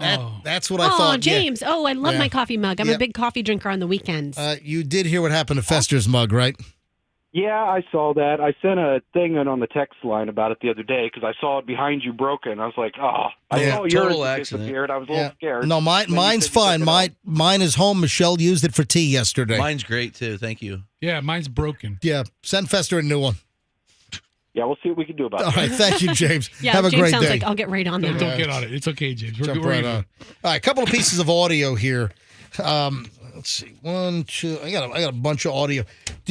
You know the whole deal with T.J. Holmes and Amy Robach, right? Yeah. Yeah. Ooh, they have a new podcast, right? Well, I'm heading in that direction. Did you know that on the podcast that if you don't know the deal, Amy Robach and T.J. Holmes, they started this romance, this getting it on while they were both working at GMA, Good Morning America, and they both were fired. They both were let go. They both were married. Yeah, that was the deal. But then the weird thing also, as an ancillary item, so the exes of TJ and Amy, they got together. I mean, it's, Right. I mean, Yeah, that's weird. Weird as bleep. Is it convenient for the kids? I mean, But Maybe they were all swingers to begin with, and we just don't know the full story. But listen to this. This is only a 4-second clip. So I saw a story yesterday that the Amy Robach and TJ Holmes podcast, when it first came out, it was rated pretty high. But since then, it's like dropped like a rock. Of course. Because people just wanted to hear their awkwardness at first, and now it's like, okay. Well, first of all, the whole podcast industry. It's a phase. No, it's not a phase. I am being sarcastic. Hey, no. I'm not being sarcastic. The number of podcasts out there are in the millions, and there are only a handful of successful podcasts. There's only a handful of folks that are making any reasonable money from a podcast. So TJ Holmes and Amy Robach were picked up. Podcast debuted in the top 5 in the U.S. Wow. It has then since dropped to 234. And then it did pop up to 136. But this is why I'm bringing it up. A revelation on the podcast. TJ Holmes, formerly of Good Morning America, said this. I can easily go through 18 drinks a day. He admitted exactly. Okay, he's got more problems than affairs. 18 drinks. I know he went through a depression or something, and he was drinking a lot, but 18 drinks a day. it's hard. I can easily go through 18 drinks a day. All right, that's a problem. That guy's hardcore. Yeah, I he mean, probably didn't remember who he was married to. Okay, is he in recovery now, or is this like currently? Like, I don't know if he's even admitted he had a problem, but 18 drinks a day? Jeez. I mean, how do you function? That's probably like a handle of liquor, right? I would need 18 drinks to listen to his podcast. Listen here, you don't like my podcast? Drink number 1, please. Is that like the giant, like Captain Morgan's jug? That's called a handle, right? Yeah, the ones you buy from like Sam's Club. Yeah, exactly. Or Costco liquor store. Yeah, How many drinks? I guess it depends on the size of the drink. How many come in a handle like that? Hey, when we did BJ's intervention years ago, we walked into the kitchen out in Colorado, and there was like a handle of Captain Morgan there, and there was only like a half an ounce left in the bottom. Yeah. And we got him, onto recovery, which was a very good thing. And remember, he came on the show and talked about it, years later. So I applaud him for that. Another piece of audio I wanted to play, and obviously the whole Travis Kelce thing has gotten a lot of play because of Taylor Swift. And Jason Kelsey, who is the brother who plays for the Eagles. And, of course, the Bucks just whipped up on the Eagles. By the way, go Bucks. Go Bucks up in Detroit on Sunday. You know, you got some of the prognosticators that are calling for the Bucks to win. You know, listen, we all want the Bucks to win. Go Bucks, win up in Detroit, move on to the next round. I just think it's going to be a tough game. I mean, Detroit has been, you know, they awakened from their cemetery plot of the last 20-something years. And, you know, the Detroit Lions are as good as they've been in literally decades. So they're playing. Talk about my Buccaneers like that. Sorry, Gene. It's all right. I'm just saying. Gene Deckeroff in the studio, ladies and gentlemen. I'll smack you around 10, 5, touchdown, Buccaneers. You want to do a Gene Deckeroff off? I'm the best Gene Deckeroff there ever was. No, I'm the best Gene Deckeroff there ever was. Buccaneers win. To the 20, the 15, the 10, touchdown. Paul Gruber with the sack. Paul Gruber with the sack. Look at that. Oh, boy. Yeah, you guys sure do sound like two decks, all right. Here comes Warren Sapp with a spliff. Hey, Warren, pass it here. Gene Deckeroff, all right. Give me a shotgun with that thing. Fire the cannon. Fire me up. Thank you. All right. Yeah, Let's hear the cannons. Fire the cannon. Nobody says, let's hear the cannon, MJ. Fucking hell, it's a real cannon. Jesus, everybody duck. We're under attack.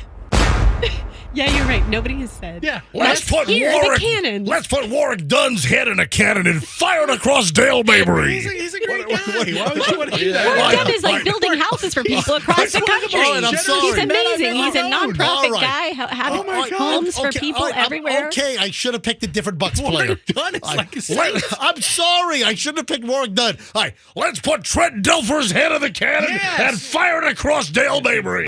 What do you think? Look at that. Just hit the Bonds Venus. Dilfer's head is in the zone. Touchdown. Okay. What other Buccaneer heads would be candidates to load into the cannon? Yeah, I guess Warren Sapp. Yeah, we could put Warren Sapp's head in the cannon. Who else? How about Antonio Brown? Oh yeah, AB. Let's put his head in the cannon. Anyway, back over quickly. It's one other chunk of audio. You want to know the craziest thing in the world? You know what this reminded me of? Do you know who was? And I want you all to say it at once. Ready? Who was the vice president of the United States under George W. Bush? Go. Al Gore. All right. Are you serious? Yeah. It's okay. It's a guess. It's a guess. It's a guess. It's a legitimate Wait a guess. It's a legitimate guess. Stop. It's not like she said, you know. I'm kidding. He's a Democrat. All right. Okay, who was it? It's a joke. He's So a Democrat. Who was George W. Bush? The guy who shot somebody. I can't think of his name right now. Yes, peppered the guy in the face with Yes. some buckshot. Yes. Gene I can Deckeroff, picture you him. ever pepper someone in the head with buckshot? Wiener, junk. Why aren't you talking? Hold on. Why are you not talking like Gene Deckeroff? Pud. Hey, can Gene Junk. Can Gene Deckeroff give her the clues as to who the vice president was under W? I'm giving clues. Are you giving him to me? Yeah. Dick. Oh, Cheney. Yeah. Cheney. But Jesus. So Pulling teeth over here. but Wiener. Unit. I didn't know you were giving me clues. Wiener. hold on. I just went. Crotch. Listen, Link fence. Peen. Okay, I legit didn't know that you were giving me clues. I thought you were just having like a Tourette syndrome wiener moment, which you do have, where you just blurt out wiener. Did Gene Deckeroff say pud? Pud, yes. I've been calling mine a pud for years. I think the pud was just intercepted at the 40. The 30, the 20, the 10. Pud score. No.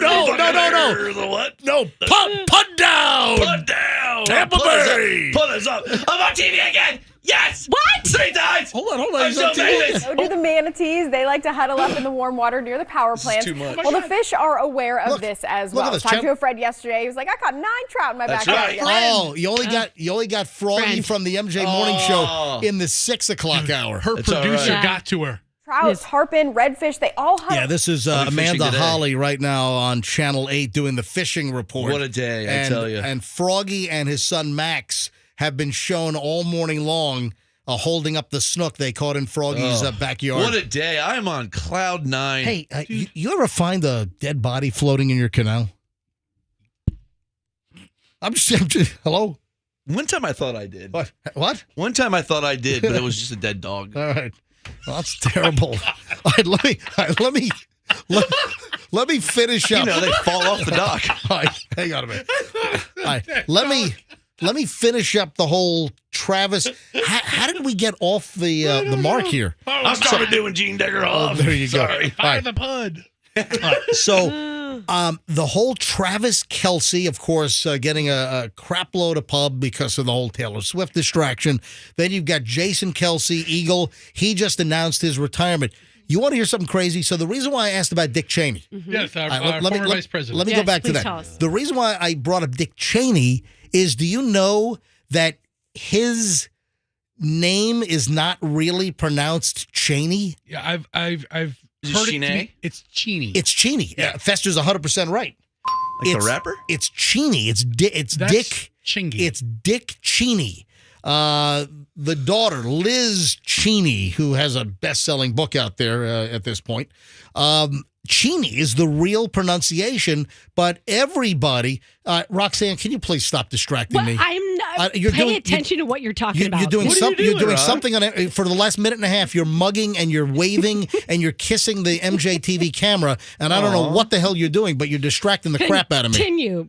I'm going to break your camera. All right. So Dick Cheney is the real pronunciation.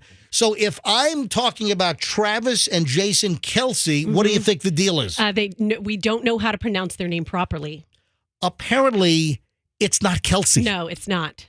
And the father of the Kelce brothers. Where the hell's he been? Well, here, listen to the audio. This was, I guess, on some podcast they appeared on. Why did we think that our name was Kelsey? Is it Kelsey Family Secrets or is it Kels Family Secrets? Why in the world did you change your name out of nowhere and now we are Kelsey? I never changed my name out of nowhere.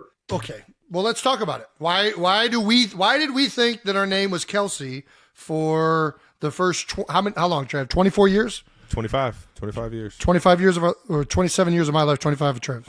I got tired of correcting people. It's a good reason to stop. Yeah, it's as good as I've heard. I'm so tired of these two. But their name is Kels. It's not Kelsey. The real pronunciation, but the father, I guess, was correcting people and saying, no, it's not Kelsey, it's Kels. And he just stopped.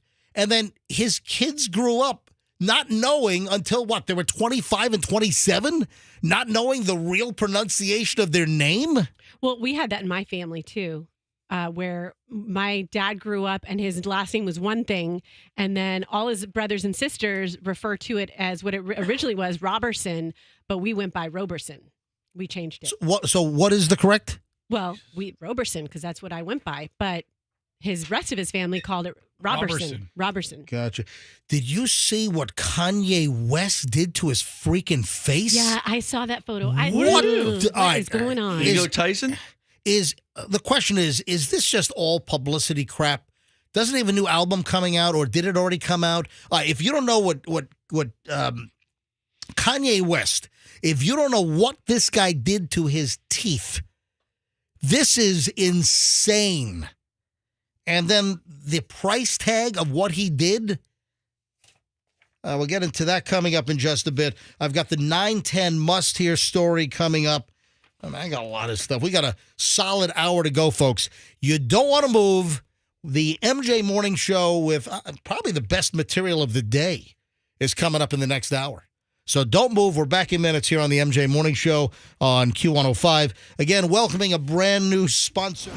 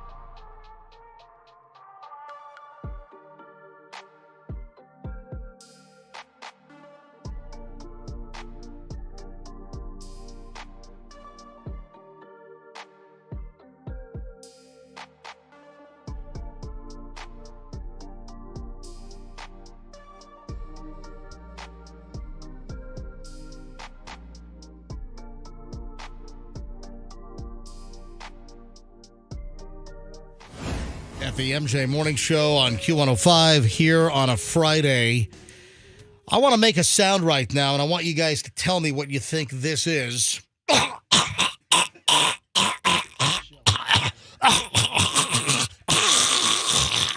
the hell is that? Stop. You know what? I don't like it. I could be wrong. You know what? In this particular case, I think it's probably more like. Okay. That's if you're watching Yikes. MJ TV, then you might have gotten it better. All right. So what am I doing on this special episode of Pictionary? You're choking on something. Yes. Because you don't make a sound. Exactly. So I was kind of like. I was thinking drowning. No. If somebody is truly. That would be. Blah, blah, blah, blah, blah, blah. All right. Stop. If somebody is. Guys. Sorry. Go. Listen. You're the one playing the sound effect game. If somebody is truly choking, they're not making a sound, isn't it? If somebody is like gasping or they're not really, or I'm choking. If you're really choking, you can't make a sound. Really? Yeah. I feel like I could do some kind of moan without passing air. So choke for a second. Let's see. All right. Andrew. Sorry. Oh my God. Come on. Oh Really? my God. I'm so I'm sorry. gonna have like sympathetic burps. I swallowed air when I did it. All and right, got caught listen. right there. I'm so sorry. I'm trying to do a serious story here. Oh, by gagging and making us guess the sound? We can't tell that it's a serious story. Yeah, let's put comedy aside and get serious as MJ gags himself. No, this is a very nice story. Then we'll get into Kanye West teeth. Sounds nice. Okay. What sound am I making? All right, stop. It's a nice story. Let me tell the story. Gather around, kids. All right. Andrew, our producer here on the MJ Morning Show, this is a really nice public service, nice recognition. It turns out that a former NHL star, National Hockey League, a star who happens to be, Andrew, he's a current scout for the Tampa Bay Lightning. Yes, he is. Tony Herkus. Tony Herkus was one of his famous moves, the Herkus Jerkus. Nice. You like that? The Herkus Jerkus. I got it. All right, so what happened? He was scouting, or he was at a game, and He was at a game, probably watching players, helping our coaching staff decide if they want to make changes, looking at another team we may be playing soon to scout how they play. Yeah. All right, so he was at the Crypto.com arena in L.A., where the Kings were playing the Detroit Red Wings. And Andrew, he's up in the press box, and what happens? There was another gentleman up in the press box who was choking.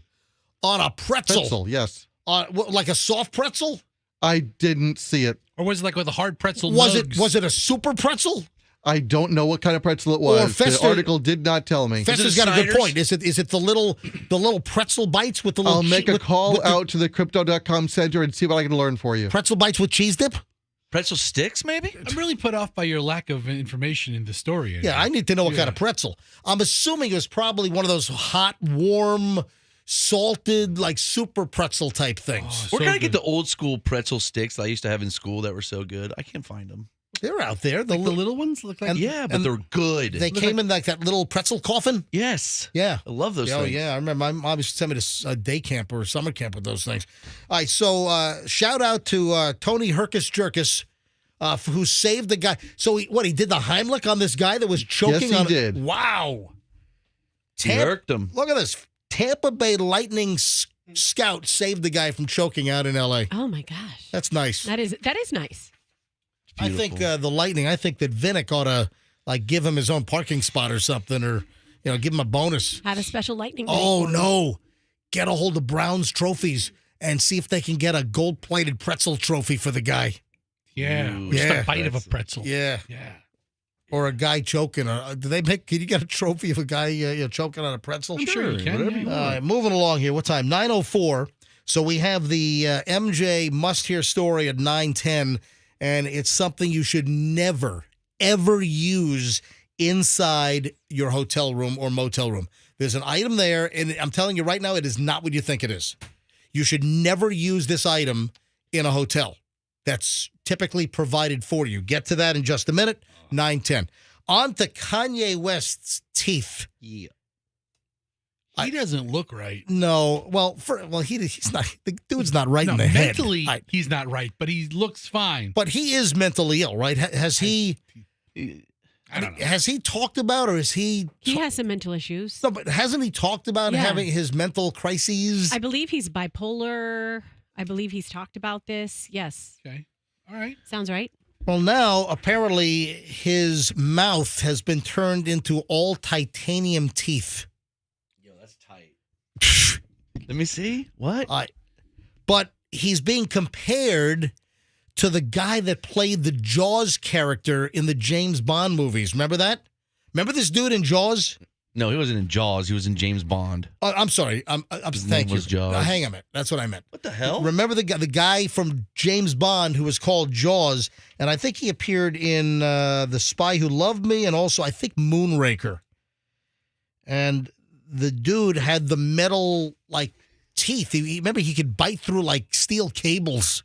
Richard Keel, Andrew was telling me, he was 7'2". So Kanye West has had all titanium teeth put in his mouth. It just looks like foil. No. That's. Let me ask you guys if you used to do this when you were kids. And before I actually got braces, I thought braces were so cool that I would take tinfoil, fold little pieces of tinfoil, and make them into pretend braces. And I would wear tinfoil in my teeth. How old were you? Probably 6th grade. Have you ever bit tinfoil? Hold on. 6th grade, which Yeah. makes you 11 or 12 years Yeah. old? Yeah. You were pretending like you had fake braces by putting Reynolds wrap in your mouth? I didn't take this act out into public. I just did it around the house. See how cool I look, Mom. I got did. fake bracelets. Get that foreign out of your mouth, Roxanne. Wait a sec. But the filling, you ever have aluminum touch a filling? Yeah. I don't have fillings. It's the worst. Oh, you have no fillings in your mouth? Filling free. I have all fillings. Yeah, Froggy has. No, I do have one. I'm Hey, sorry. I've got a filling story to tell you in just a second. But Kanye West allegedly spent $850,000 for this all new titanium, and there are other metals as well. I'll tell you in a second. And these were debuted while he was out to dinner in L.A. with his wife, who, man, she's another piece of work. Have you seen the crap that she wears out? Oh, she's in competition with Jeff Bezos' girlfriend, I it's- think. It's oh, like no, over she's the beyond top. that. Oh, no, she's beyond. She's Yeah. basically walking around topless. She won. She won that competition. She's beat off. I'm sorry. excuse me? She's beaten. No, she's beaten off. No, hang on. No. She's, Damn it, just leave it alone. She's beat Jeff Bezos' wife now 10 times over. Kanye West's wife. So awesome. his new teeth apparently were revealed when he was having dinner this week outside of the Chateau Marmont, the hotel. That's where Everybody died. John Belushi OD'd at the Chateau Marmont, and there a lot of celebrities have had incidents at the Chateau Marmont. It's right off of Sunset in West Hollywood, and they were having, I guess, dinner at some restaurant at the Chateau Marmont, and it was his wife, Sensori, and guess who else was there with him? They had a threesome going on. Ooh. Who? Chris Rock. It's Chris Rock, Kanye West, and Kanye's wife, and they're outside, and I guess paparazzi got pictures of Kanye's new grill, $850,000 worth of titanium teeth. They don't look like teeth, though. Is this the picture right It here? just looks like a silver Looks like bar a with mouthpiece. fangs. You know what? It looks like the Cybertruck has been installed in his mouth. It's Oh, you could take it out, right? They're What? Listen, let me read this. West's new teeth made their debut with the Grammy singer sharing a close-up of the new style and smile. And then also, I guess he's put out a social media post, but then he was seen out in the wild He's a maniac. with his new teeth. The new teeth were created by Dr. Thomas Conley and cosmetic dentist Naoki Hayashi. And apparently it's primarily titanium, but there's also platinum and palladium as well. So 3 metals in his mouth. $850,000 apparently is what Kanye is saying it cost. The technical term of what he got is fixed prosthodontics, or fixed prosthodontics. It's fixed and permanent, and it goes way beyond getting veneers or grills. That it is a permanent installation. And they're comparing him to the guy that played the Jaws giant character in James Bond. It's a good look. That whole metal mouth looking thing. Isn't it going to hurt? My God, that's not normal. No, it's not. I mean, what's wrong with this guy? I mean, did his new CD or album or whatever you call it these days, did his new album drop yet? Because there was speculation. Remember, he went on a big apology binge and he apologized to all the Jews in the world because of his anti-Semitic tropes and all of his, he made all kinds of like anti-Jewish, anti-Semitic comments. So then he apologized to the Jews on the planet. And some thought it was just because he had a new album was about to come out. It's the only reason. So did he get this whole metal mouth for $850,000 allegedly? I mean, is that really $850,000 of what he put in his mouth? Well, maybe it's like, I'm not making platinum records. I'll get a platinum teeth. Yeah, there you go. Yeah. But I do like his music. Well, it's mostly titanium, apparently also with platinum and palladium. Do they have titanium records? I don't think so. Do they have palladium records? Really, really bad ones. Hey, palladium, I think that's a precious metal, and that's it's actually really good, really good. Yeah. Only the best bands get the palladium record. What a copper record! I want an aluminum record. Yes, hey, we just went aluminum. All right, the band just went aluminum, ladies and gentlemen. Yeah. All right, the must-hear 9:10 story. It's 9:11 now at the MJ Morning Show. That's pretty good for me. Tell you right now. You should never use this item in a hotel room. If you're going to say TV remote, I'm leaving. No, I said it's not what you think it is. Okay, all right, good. It's Then not. Then I'll stay. Now, ooh, what could it be? Blow dryer? Hold on. Did you get somebody? I thought guessed this when I was like teasing it. Who guessed it? Oh, that's Tyson. Tyson from our promotions department, because Andrew is out Monday and Tuesday next week. What? So yeah, Andrew, our producer's out. Says when the hell does he get a day off? Andrew's got a big day off. Are you I don't think he's ever had one. Hey, Andrew, where are you going? Where are you going Monday and Tuesday? Give me a shock where I'm going this weekend. Oh, you're going back to Disney? Yes, sir. Oh, look, Andrew's going to Disney World. Like he just won the Super Bowl or something. I just got my first day off in 3 years. I'm going to Disney World. Exactly. Well, hey, guess what? Just for you, Andrew, I have a Disney story for you coming up here in a few minutes. I do. Yeah, I think I know what it is. But Tyson from our promotions department, he's the promotions director. Tyson's going to be filling in Monday and Tuesday for Andrew. So he's in the studio with us the last couple of days learning the ropes. And I did the teaser for this yesterday. I recorded a little 10-second teaser. Hey, tomorrow morning, MJ Morning Show, 9:10 Must Hear Story. Never touched this in a hotel room. And Tyson guessed it. He did.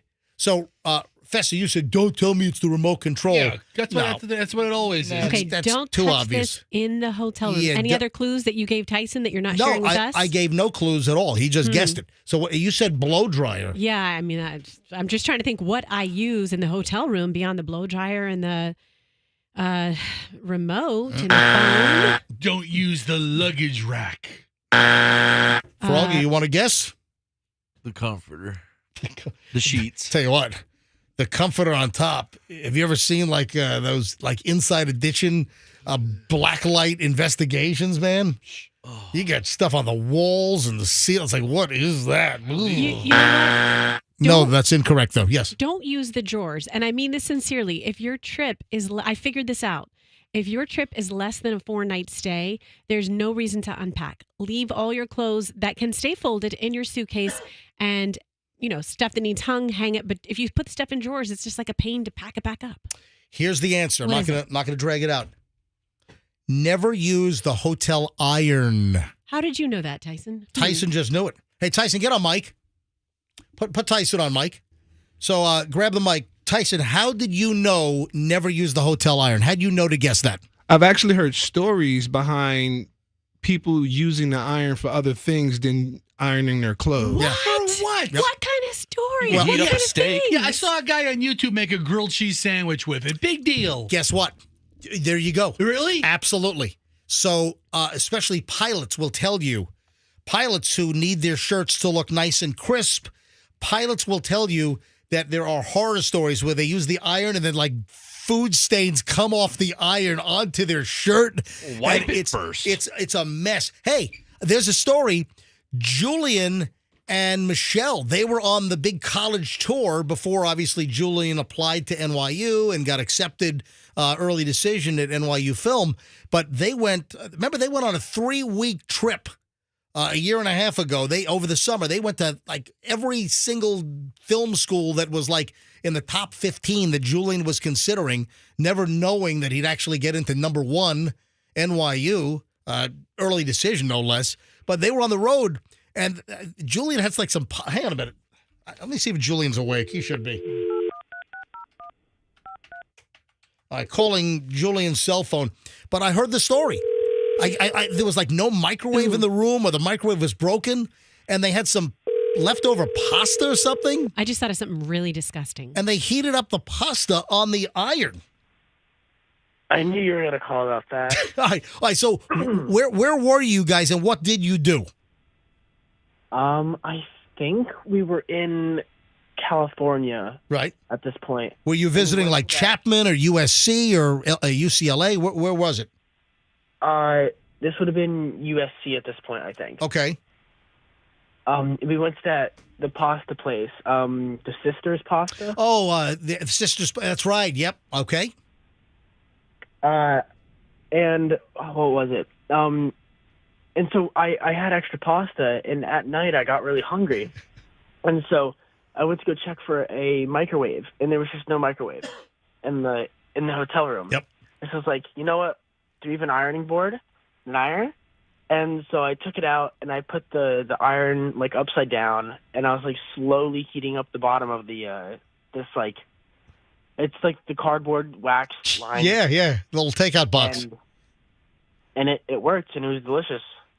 Folks, that is exactly why you should never use the iron in the hotel, because people use it to heat up food. All Pretty kinds smart, of actually. pilot horror stories of they were trying to straighten out their shirt, their crisp white pilot shirt, and then they got freaking spaghetti stains all over the thing.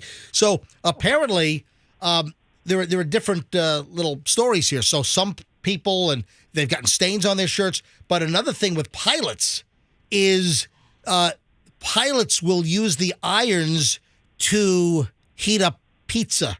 So the pilots will also cause some of the stains themselves as well. I have the most disgusting thought right now. Oh, no.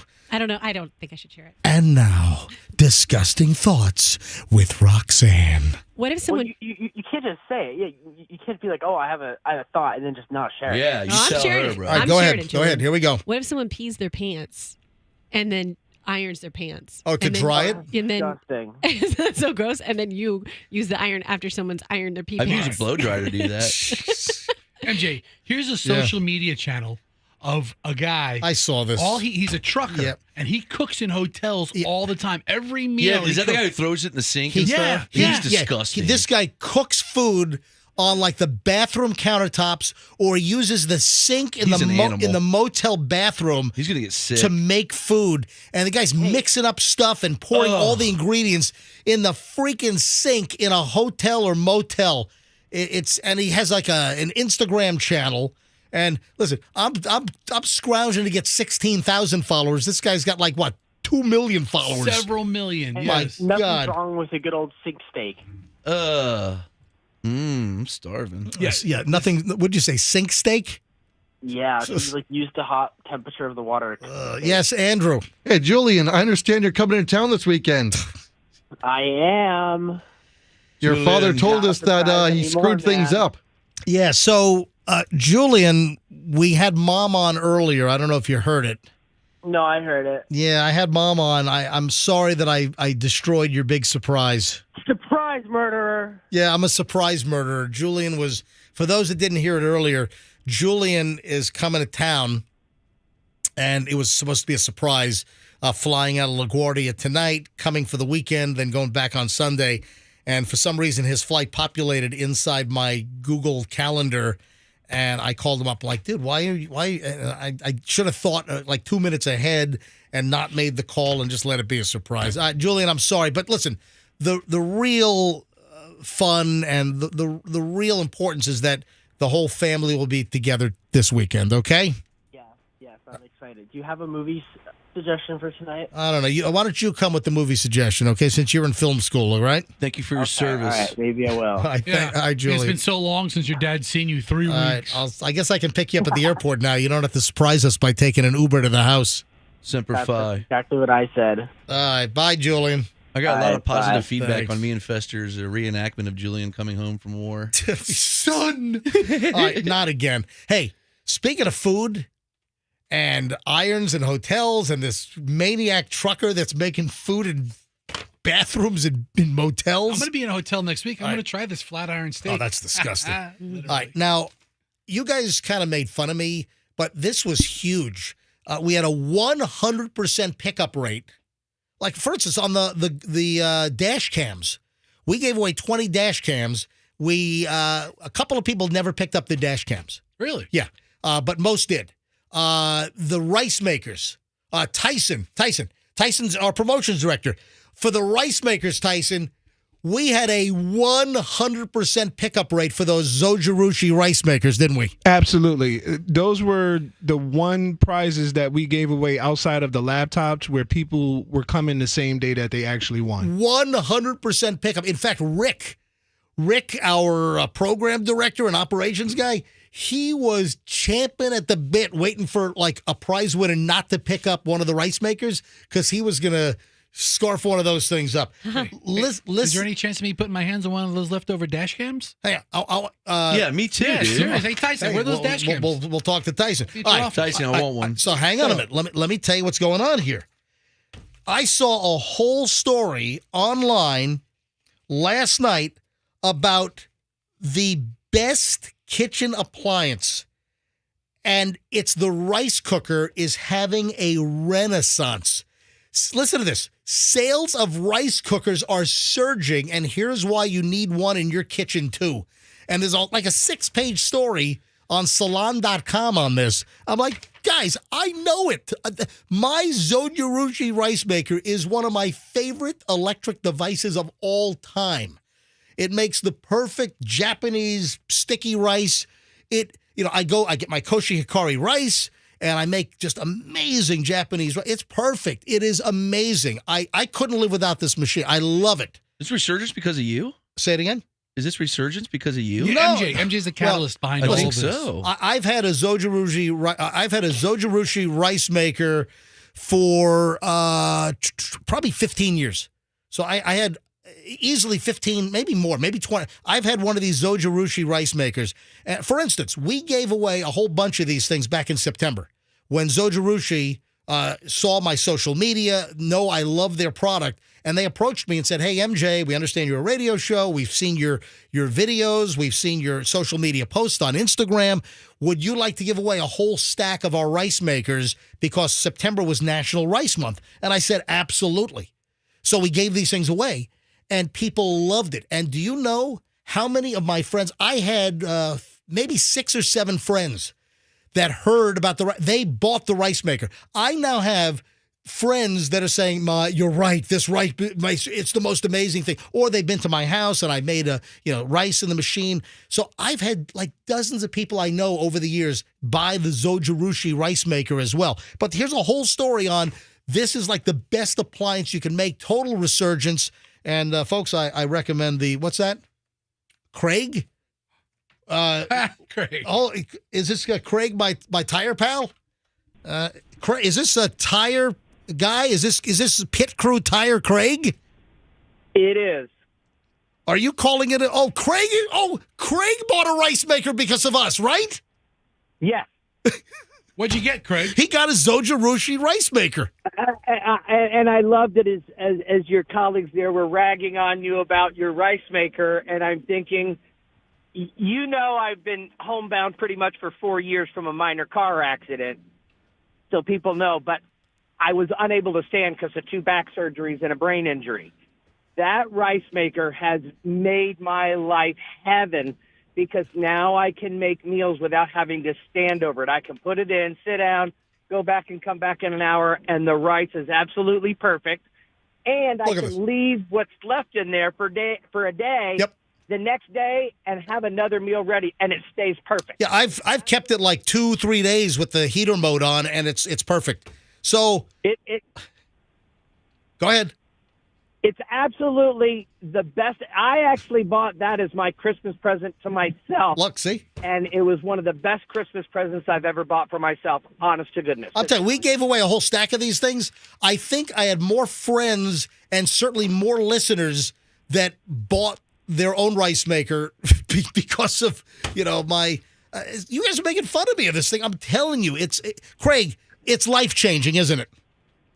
Because if you like rice as a second part of your meal, it's not the easiest thing to cook. You have to pay attention to it. This thing makes it perfect every single time, and I'm a big basmati rice eater. I love basmati rice. Yeah, it makes all the different rices, but I make the Japanese white sticky rice. All right, Craig, thanks for calling. And by the way, Craig is the owner of Pit Crew Tire, and it's a boutique tire service company. And you specialize in all kinds of cars, but a lot of the high-end car folks in town go to you, Craig. Right. What we did is 4 months ago, we changed the business model when we lost one of the members of our team in an accident. So we stepped back and pushed forward with something we're doing. We don't sell tires anymore. We only install your internet purchase tires. Yeah, so you can have the tires like dropped off to you, and then you do the expert installation. Right. We have a lot of Corvettes, Porsches. Yeah. Motorsports enthusiasts are the ones that really appreciate our service because everybody thinks you make a killing selling tires. You don't. Nah, there's not a lot of money in tires. Anyway, hit Craig up. Craig, I'm up against the clock, but little plug for Craig. Pit Crew Tire up in Palm Harbor, technically Ozona. If you, he's the only guy that touches my tires. Pit Crew Tire. And that rice maker was awesome. Thank you, buddy. I'll talk to you soon. Yeah. All right. 9:27 at the MJ Morning Show. Yeah, see, you guys think I'm joking around. And Rick, our program director, he's like beating the door down in the prize closet to see if all the rice makers were picked up. I don't know if I use Rick as my barometer for cool things. All right. Good thing he's out of town this week. No, I think he's back now. All right, 9:27 at the MJ Morning Show on Q105. Final chunk of the MJ Morning Show is next. Veterans Ford, folks.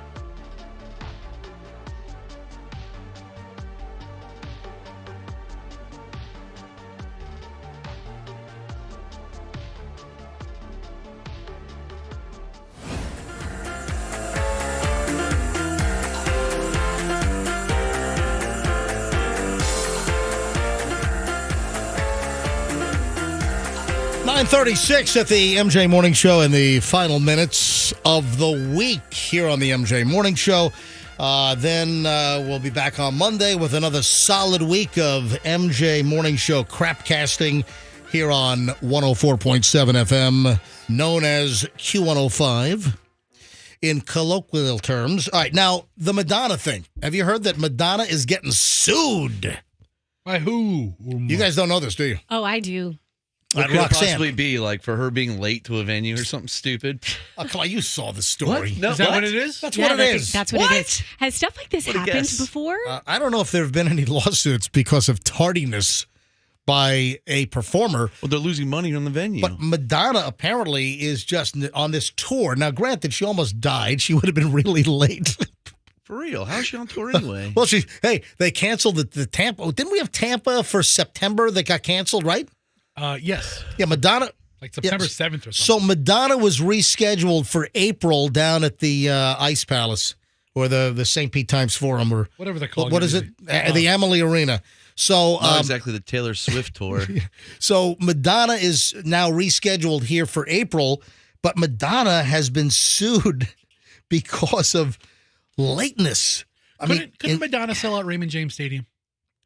Is she Does that anybody big of an care? act? Is Anybody she care that anymore? iconic of an act? You know, I would Maybe probably 10 years ago. Hmm. Oh, do you think Janet Jackson should sell out? But, you know, Janet Jackson just announced as well. Janet Jackson's coming to Tampa Bay on tour. Janet Jackson had a baby when she was 50. Okay. Oh, I think she had one when she was 15 as well. Did she really? Yeah, I think she was on Good Times and had a baby. Squeeze one out. JJ Walker. Dynamite! Little JJ. Hey, Andrew, when is Janet Jackson scheduled for Amalie Arena? Because she's coming as well. But seriously, Madonna is getting sued. Documents which were obtained. Oh, she's not going to Amalie. Where's she going, to Orlando? No, to the Amway Arena? Janet Jackson's doing the amphitheater. Janet Jackson is doing the Mid-Florida Credit Union Amphitheater. Last concert I saw there, the sound didn't work. In July. Wow. Okay. All right. That seems like a really small venue. So TMZ got a hold of documents. Michael Fellows. That's crazy. No relation to Brian Fellows. I'm Brian Fellows. Of Safari Planet. Our special guest today, a squirrel. So Michael Fellows and Jonathan Hadden are apparently heading this thing up. They're suing Madonna and Live Nation, claiming they owe big damages after shows scheduled to start at 8:30 p.m. Eastern Time didn't end up starting until 10:30. So a number of Madonna's shows started 2 hours late. That's unfair. And then don't they have to close the venue at some point? Yeah. I mean, they have a lot of towns have like a curfew, yeah. Well, towns have also a union deal. Some of these towns have union shop, and the union guys have to be done with the concert by a certain time. So it starts at 10:30. What'd she do, 10:30 to 11? According to the lawsuit, the late starts constitute a wanton exercise in false advertising, negligent misrepresentation, and unfair and deceptive trade practices. The plaintiffs are suing for unspecified damages and taking aim at all 3 nights that Madonna showed up late at the Barclays Center last month, December, up in New York, up in Brooklyn, at the Barclays Center. 3 nights in a row? Yep. Madonna has a long documented history of not starting on time, but now they're suing. You imagine sitting there for 2 hours waiting and then she's not there? I would leave. The guys also listed their pricey tickets. $155.90 and $292.50 were the respective ticket prices. And they said that Madonna was 2 hours late. Now, last year she had that serious bacterial infection. Remember she said that she almost croaked, that she almost didn't make it. But she did. Now she's late. Yeah, that's unfair. Listen, you're back on tour. You're feeling fine. That is unacceptable to be 2 hours late to take the stage. I feel like there have probably been plenty of people in the past who've done that, though. Oh, there definitely have been late shows. I mean, I know that over the years we've talked about complaints or angry folks or people that walked out, people demanded money back because but 2 hours late, and I think it was all 3 shows. She had the wrong schedule. What's the deal? Yeah, she did think she was right in Boston when she was in Toronto. I mean, maybe she thinks she's too on Mountain Time or something. By the third night, you're like, I have something to do tonight at 7:30. I forget what it is, but damn it. Yeah, that's just unacceptable. And it's irresponsible. You know what? It's selfish. I mean, you got 25,000 people, whatever the Barclays Center holds, and Madonna's showing up 2 hours late. People are expecting an 8:30 start, and she doesn't walk on until 10:30. Guess who doesn't do that? That's BS. Taylor Swift. Oh, yeah. Okay, Madonna, get with it. You're not 25 anymore. She starts on time, you sure? Actually, she's always late, too. Guess who else doesn't do it? Jimmy Buffett. Hey, do a Google search quickly if you don't mind, Roxanne. You bet. I ask you because Fester's fingers can't operate a keyboard worth a damn. But late. Roxanne, type in like notoriously late performers at concerts. See if you can find like just a list of performers that are just historically late to start this. Lauryn Hill. Yeah, Lauryn from Hill the Fijis. Always stuck out in my mind as being awful at showing up on time to her shows. Really? Yeah, I've always heard the name Lauryn Hill in the past. What else? Yeah, that's all dominating the head. And now Madonna. It's Hanson. just Lauryn Hill and Madonna. Oh, that's it. Only ones in showbiz history that have been late. Lauryn Hill's been so late, it's trumped everybody else's. Looks like Notorious B.I.G. might have been late to a performance. He's late now. I'm sorry, that was his last performance. Hey, am I wrong to confuse Jelly Roll and Post Malone? Jelly Roll is Post Malone after like getting locked in a golden corral. If you lock Post Malone in a Golden Corral for like a year. Let me rephrase this. Whenever I see like a neck up photo of face only, I can't tell the difference between Jelly Roll and Post Malone with the goofy face tattoos. I'm sorry. Kidding me? One's 500 pounds. Yeah. I said neck up, okay? Just by their jowls alone, Post Malone has a significantly more amount of crap on his face. All right. The reason why I'm bringing this up is it's been announced now that Reba McEntire and Post Malone are going to sing the national anthem. I'm sorry. Yeah. Okay. So Reba McEntire is going to do national anthem, and then Post Malone is going to do America the Beautiful for Super Bowl 58. Where it's in Vegas this year, right? It is. Was that Allegiant Stadium in Vegas? Yes. Yeah. So Super Bowl in Vegas next month. I'll tell you now, I've had a couple of friends go to the Post Malone show. They said it was awesome.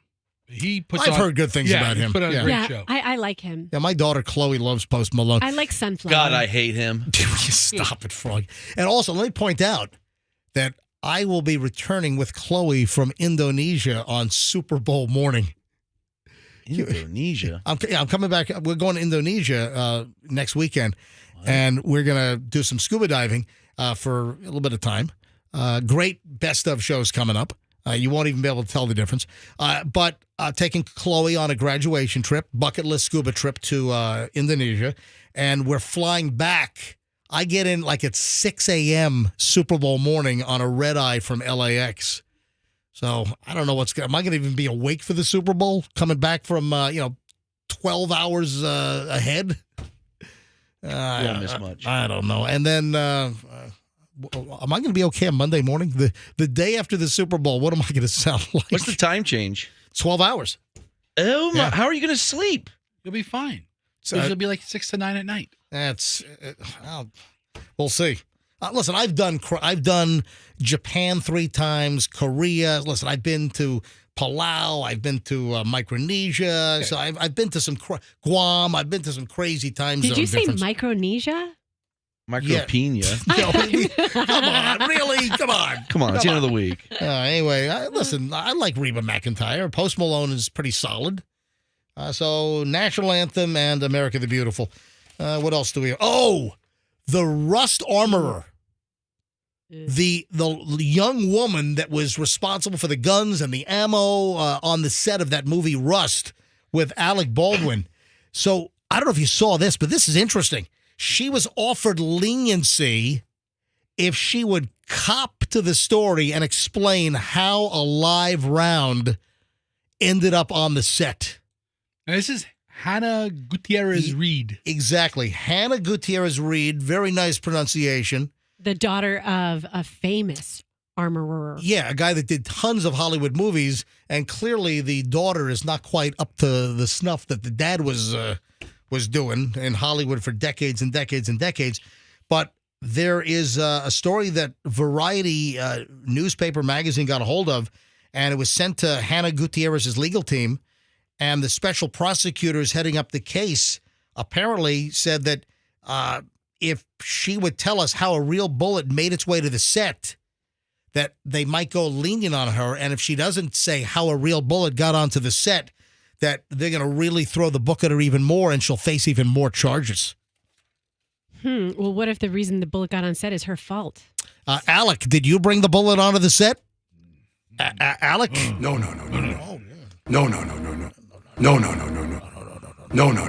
Interesting little twist there. Did we hear at one point, I don't want to say anything that's incorrect, did we hear something about there was like maybe some partying going on the set? Yeah, we maybe did. Some. Yeah. I mean, what's the real story? How the director of photography get killed on the set? A couple of quickies here. Mark Zuckerberg is facing backlash because he bought a whole chunk of land in Hawaii. No. So Mark Zuckerberg from Facebook, and now he's facing backlash because he's raising cows, and the cows are being fed macadamia nuts and beer. Well, why? What's the issue? I don't know. Is that, do you get a better cow? You get better steaks if you feed them macadamia? Well, I guess you feed the cows high fat, right? Okay, so I don't know why I'm thinking this, but is Wagyu beef Wagyu fed beer? you ever heard that? I don't know. I don't know why I'm thinking of that. I'll tell you what, Really? though. Yeah, you want a good steak, you go to Tokyo and you get yourself some A5 Wagyu. Yummity, yum, yum, yum. Or you can just go to Golden Corral with Fester. Fester, it's a thing. I just put it into Google and that's coming up. Yeah.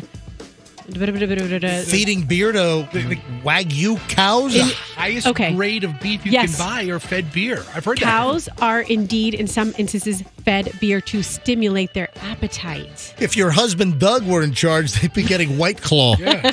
White Claw steer. Rocks, we need more White Claw for the goats. All right. A couple of local things here quickly. 16-year-old accused of threatening to shoot up, which high school was it? Oh, it was, do we know the school? Did they say? Wharton. A 16-year-old arrested yesterday for allegedly threatening to shoot up Wharton, but here's the twist. 16-year-old girl. Yeah. That's usually it's a boy, a guy that makes the threat. Oh, and then Andrew is heading off to Disney for Monday, Tuesday. Andrew, our producer. Andrew, have a great time. We'll miss you. By the way, I'd like to recognize Andrew on the MJ Morning Show. Andrew, day after day, does the best pile of prep. I want to thank you, Andrew, for your... What? So I'm going to miss your show prep on Sunday night. And you said Fester does the best prep. Yeah, okay. Fester hasn't done prep in 3 days. And Fester and Froggy, you do none. Yeah. I never started. I'm smart. Yeah. Monday show's going to suck. Yeah. I don't believe in prep. I come in here and make funny. So enjoy yourself at Disney on your... So you're leaving today, so you can have a nice Friday night, Saturday, Sunday, Monday, Tuesday. Is that what you're planning, Andrew? That is the plan, yes.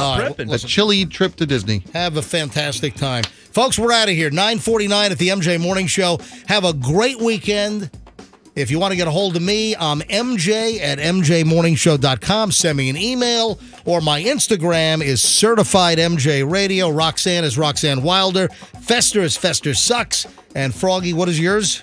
Froggy MJ Radio. Follow me now, and I'll love you forever. There you go. Folks, have a great weekend. We'll see you back here Monday on the MJ Morning Show on Q105. And let's be careful out there.